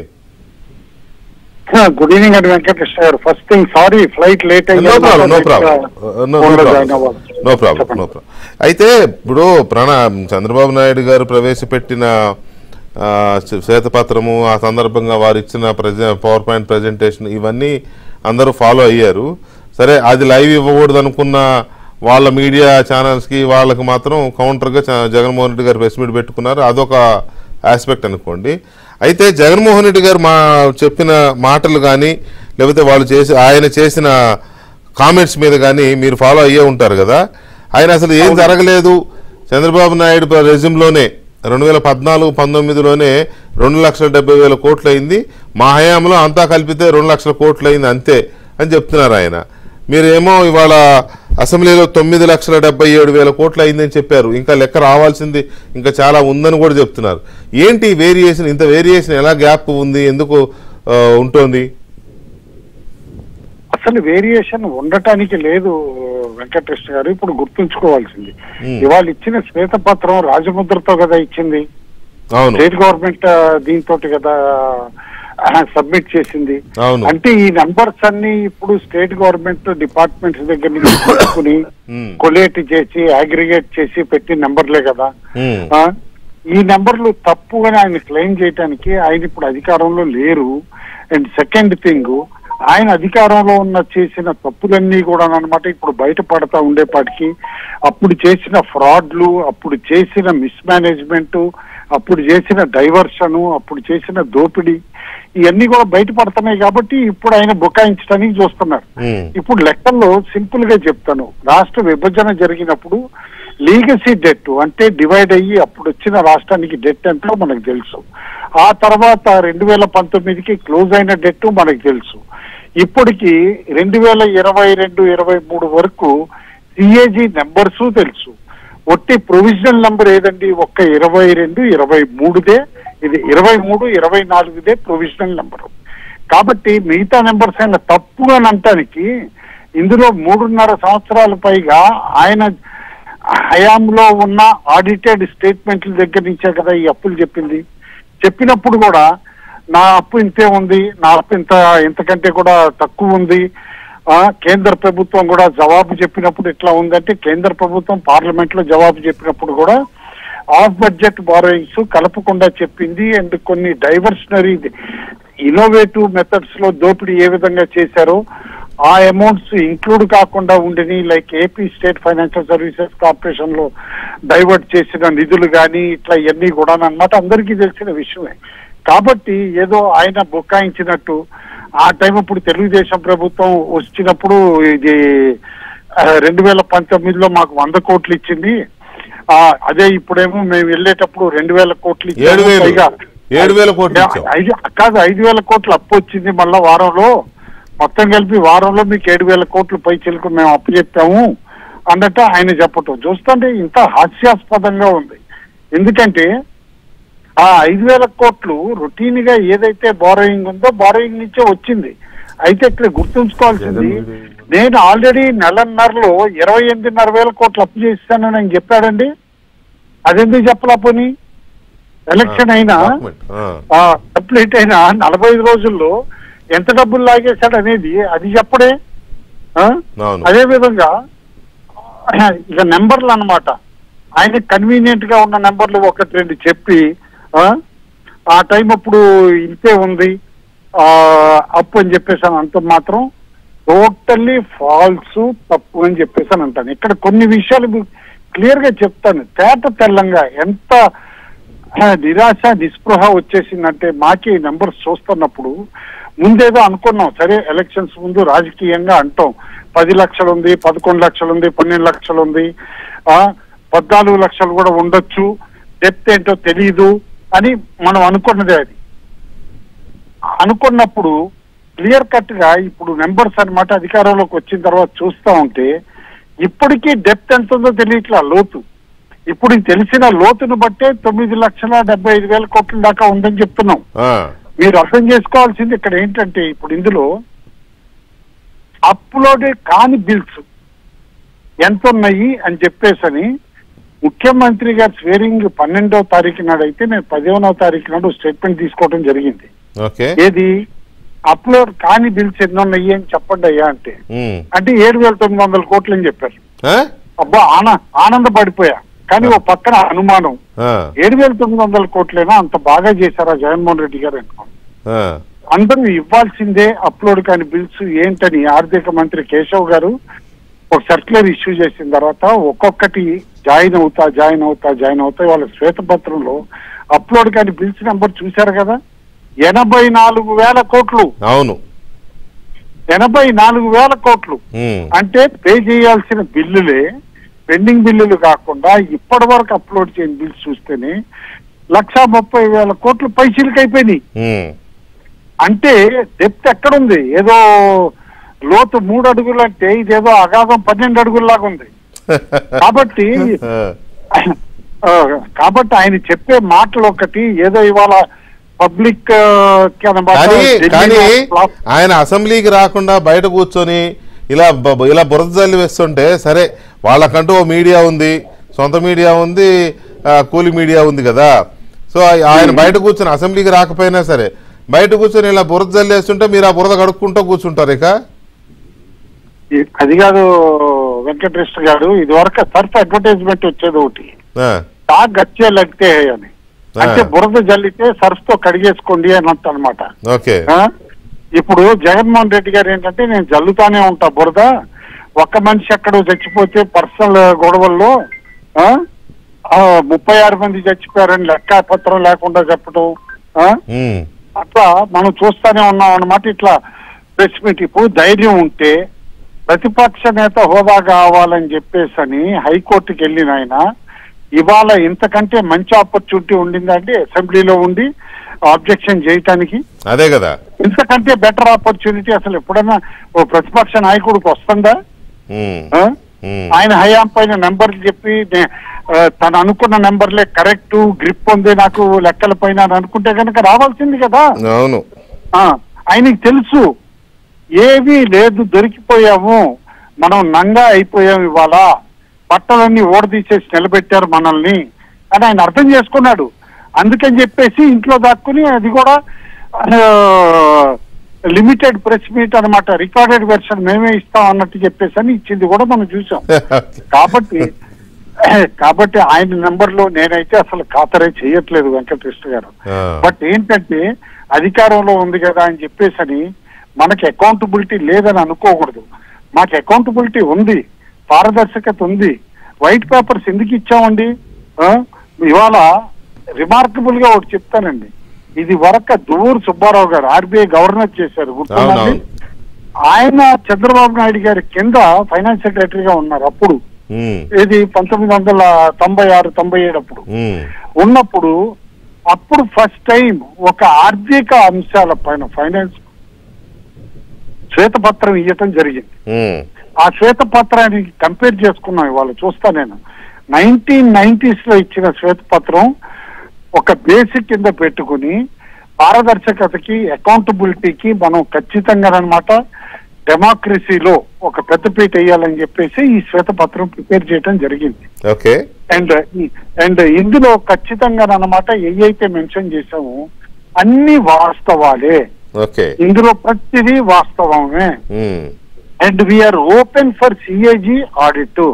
ఇప్పుడు ఆయన హయాంలో ఉన్న లెక్కలప్పుడు ఎన్నో సార్లు సిఏజీ చెప్పింది, ఏది ప్రభుత్వ కార్పొరేషన్లో అటు మాకు పుస్తకాలు ఇవ్వట్లేదు ఆడిట్ చేయడానికి. నిన్న నేను ఒకటి చూశాను, police state housing corporation document, last audit 2019లో అయిందండి, 18-19లో. అంటే 5 సంవత్సరాలు కార్పొరేషన్లు ప్రభుత్వాన్ని అయినా సరే ఆడిట్ కూడా చేయించరా మీరు? అంటే ఏమనుకోవాలి, మీకు దాయటానికి చాలా విషయాలు ఉన్నాయి కాబట్టే కదా మీరు ఆడిట్ చేయించకపోవటం? అంతే కదా. సిఏజీకి వీళ్ళు రికార్డ్స్ ఇవ్వలేదు అని అంటే దాని అర్థం తప్పించుకోవడానికే కదా. ఇప్పుడు దాని పరిస్థితి ఎట్లా వచ్చింది? జిఎస్టి వచ్చిన మొదటి ఫుల్ ఇయర్ లో వెంకటేశ్వర గారు 2018-19లో ఆంధ్రప్రదేశ్ కి జిఎస్టి దాదాపు 6,000 కోట్లు ఎక్కువ వచ్చేది తెలంగాణ కంటే. తెలంగాణ 19,000 అయితే ఆంధ్రప్రదేశ్ కి 25,500 కోట్లు వచ్చేది. ఇవాళ పరిస్థితి ఏంటో తెలుసా అండి? ఆంధ్రప్రదేశ్ 45,000 కోట్లు జిఎస్టి వస్తా ఉంటే తెలంగాణకి 46,500 కోట్లు వస్తుంది. అంటే GST is a simple parameter tax revenues లో.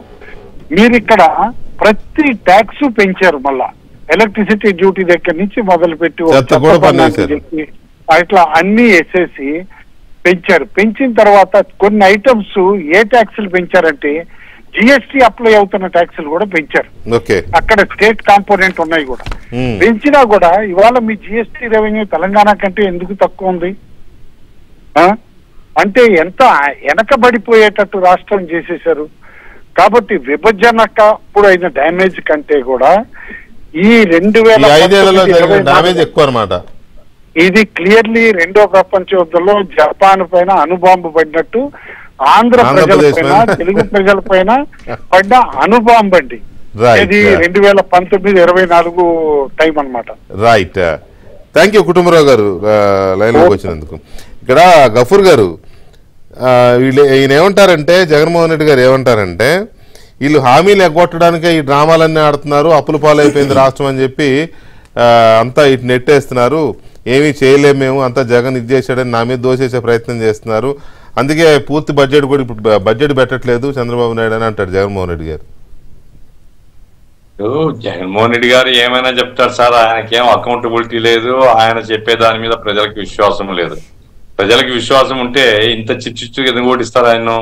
ఆయన ఎప్పటికైనా బుద్ధి తెచ్చుకొని అబద్ధాలు చెప్పకుండా వాస్తవాలు చెప్పిండాల. ఇప్పుడు నిన్న సింపుల్ లాజిక్ ఏమంటే వెంకటకృష్ణ గారు, ఇప్పుడు డీబీటీ ఆయన చెప్పిన లెక్కలు తీసుకున్నాం. ఆయన ఎన్నికల మీటింగ్ లో సిద్ధం సభల్లో అన్నిట్లో చెప్పింది 2,70,000 కోట్లు నేను పంపకం ప్రజలకు ఇచ్చాను అన్నాడు. అవును ఇచ్చాను, ఓకే, దాన్ని యాస్టి తీసుకున్నాం. ఇదంతా నీ సొంత డబ్బులు కాదు కదా, బడ్జెట్ నుంచి ఇచ్చినట్టే కదా.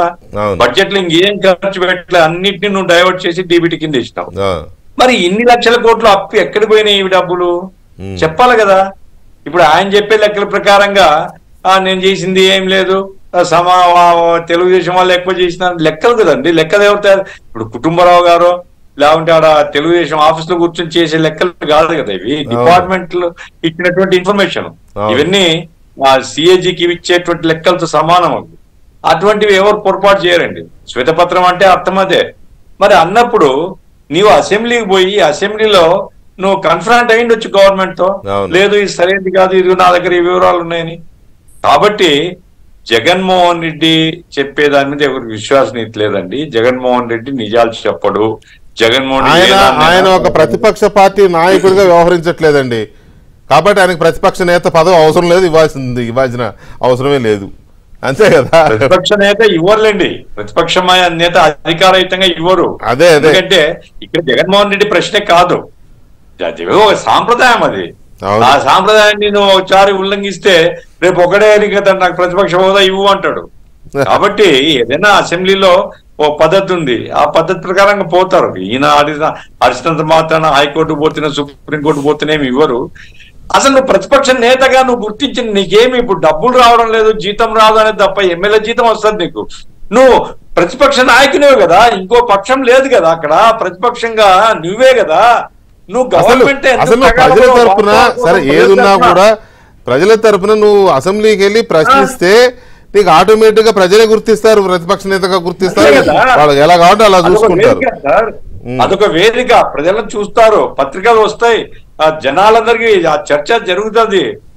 ఉభయులు ముఖ్యమంత్రి గారు ప్రతిపక్ష నాయకుడు మాట్లాడతారు. అధికారయుతమైన ప్రతిపక్షంగా తప్ప ప్రతిపక్ష నాయకుడిగా నువ్వు కాదని ఎందుకు అనుకుంటున్నావు? ప్రతిపక్షం నీదే కదా, ఇంకో పక్షం లేదు కదా. చూసేనే నేర్చుకోవాలి, ఎంతమంది ఎమ్మెల్యేలు ఉన్నా వెళ్ళాలి ప్రజల తరఫున మాట్లాడాలని కమ్యూనిస్ట్ పార్టీ చూసేనే నేర్చుకోవాలా. ఒక్క నిమిషం గఫూర్ గారు, ఒక్క నిమిషం, ఒక్క మాట.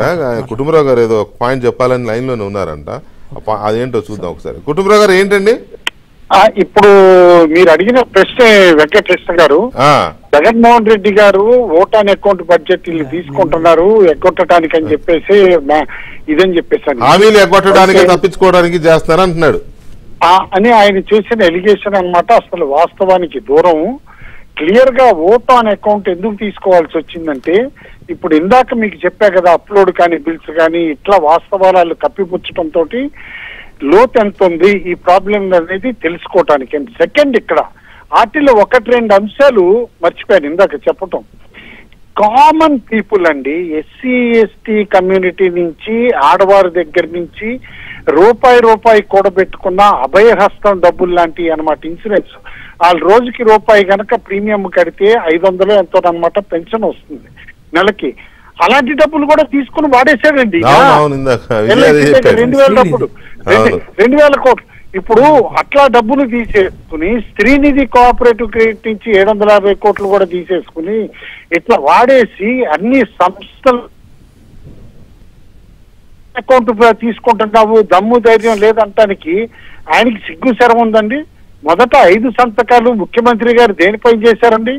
One of the biggest burden social welfare pensions immediate గా 4000 చేసి మొదటి సంతకం పెట్టి మొదటి నెల ఇమీడియట్ గా పంచలేదండి. ఏరియర్స్ 3000తో పాటు. అవును, మాకంతగా ఎగ్గొట్టాలని పెన్షన్ డబ్బులు ఇస్తామని చెప్పేసి అని ముఖ్యమంత్రి గారు టైం తీసుకునేవారు కదా. కాబట్టి ఇవన్నీ ఏంటంటే ఫౌల్ గేమ్, ఇవన్నీ ఏంటంటే ఫౌల్ గేమ్. కుటుంబరావు గారు, ఫౌల్ గేమ్ లా కనబడతా ఉంది. ఇప్పుడు ఈ అప్పులు, ఇప్పుడు అధికారం మారింది కదా, అవునన్నా కాదన్నా ఇవన్నీ ఒక్కొక్కటి బయటకు వస్తాయి. ఈ బయటకు వచ్చే వాటిని కౌంటర్ చేయాలంటే ఎదురుదాడికి దిగాలి. ఎదురుదాడి ఒక హిస్టారిక్ వెర్డిక్ట్ రాష్ట్రం ఇచ్చింది. ఎందుకు ఇచ్చింది అనేది ఇప్పుడు కూడా అర్థం చేసుకోకపోతే, నిన్న ఏదైతే గనక ఫ్లోర్ ఆఫ్ ది హౌస్ పైన ముఖ్యమంత్రి గారు చెప్పారో, he will remain for ever in history Escobar of Andhra. అంతేనండి. ఆయన తెలియదంటే ఆయన ఎవరో కూడా, పాబ్లో ఎస్కోబార్ ఎవరో కూడా, ఎవరో రిపోర్టర్ అడిగాడు వాళ్ళు ప్రెస్ మీట్లు అడిగితే ఆయన ఎవరు నాకు తెలియదు అన్నాడు. నాకు తెలిసిన మంచి ఇన్ఫర్మేషన్ ఉందండి. జగన్మోహన్ రెడ్డి గారు నార్కోస్ సీరియల్ 12 సార్లు అన్నా చూసుంటారని చెప్పేసి అని అన్నారు ఒకరు. ఆయన తెలియదంటే కనుక ఎవరు నమ్మరు. ఆయన పబ్జీ గేమ్ ఆడినని కూడా ఎప్పుడు అనలేదు. ఎవరు రిపోర్టర్ అడిగితే అదేంటి గేమ్ అని అన్నాడు. అంతేగాని రోజు 5ంటికి మూటాముల్లా సర్దుకుని క్యాంప్ ఆఫీస్ లో ఇంటి లోపలికి వెళ్ళిన ఆయనకి ఎయ్యి తెలియదంటే కనుక ఎవరు నమ్మరు.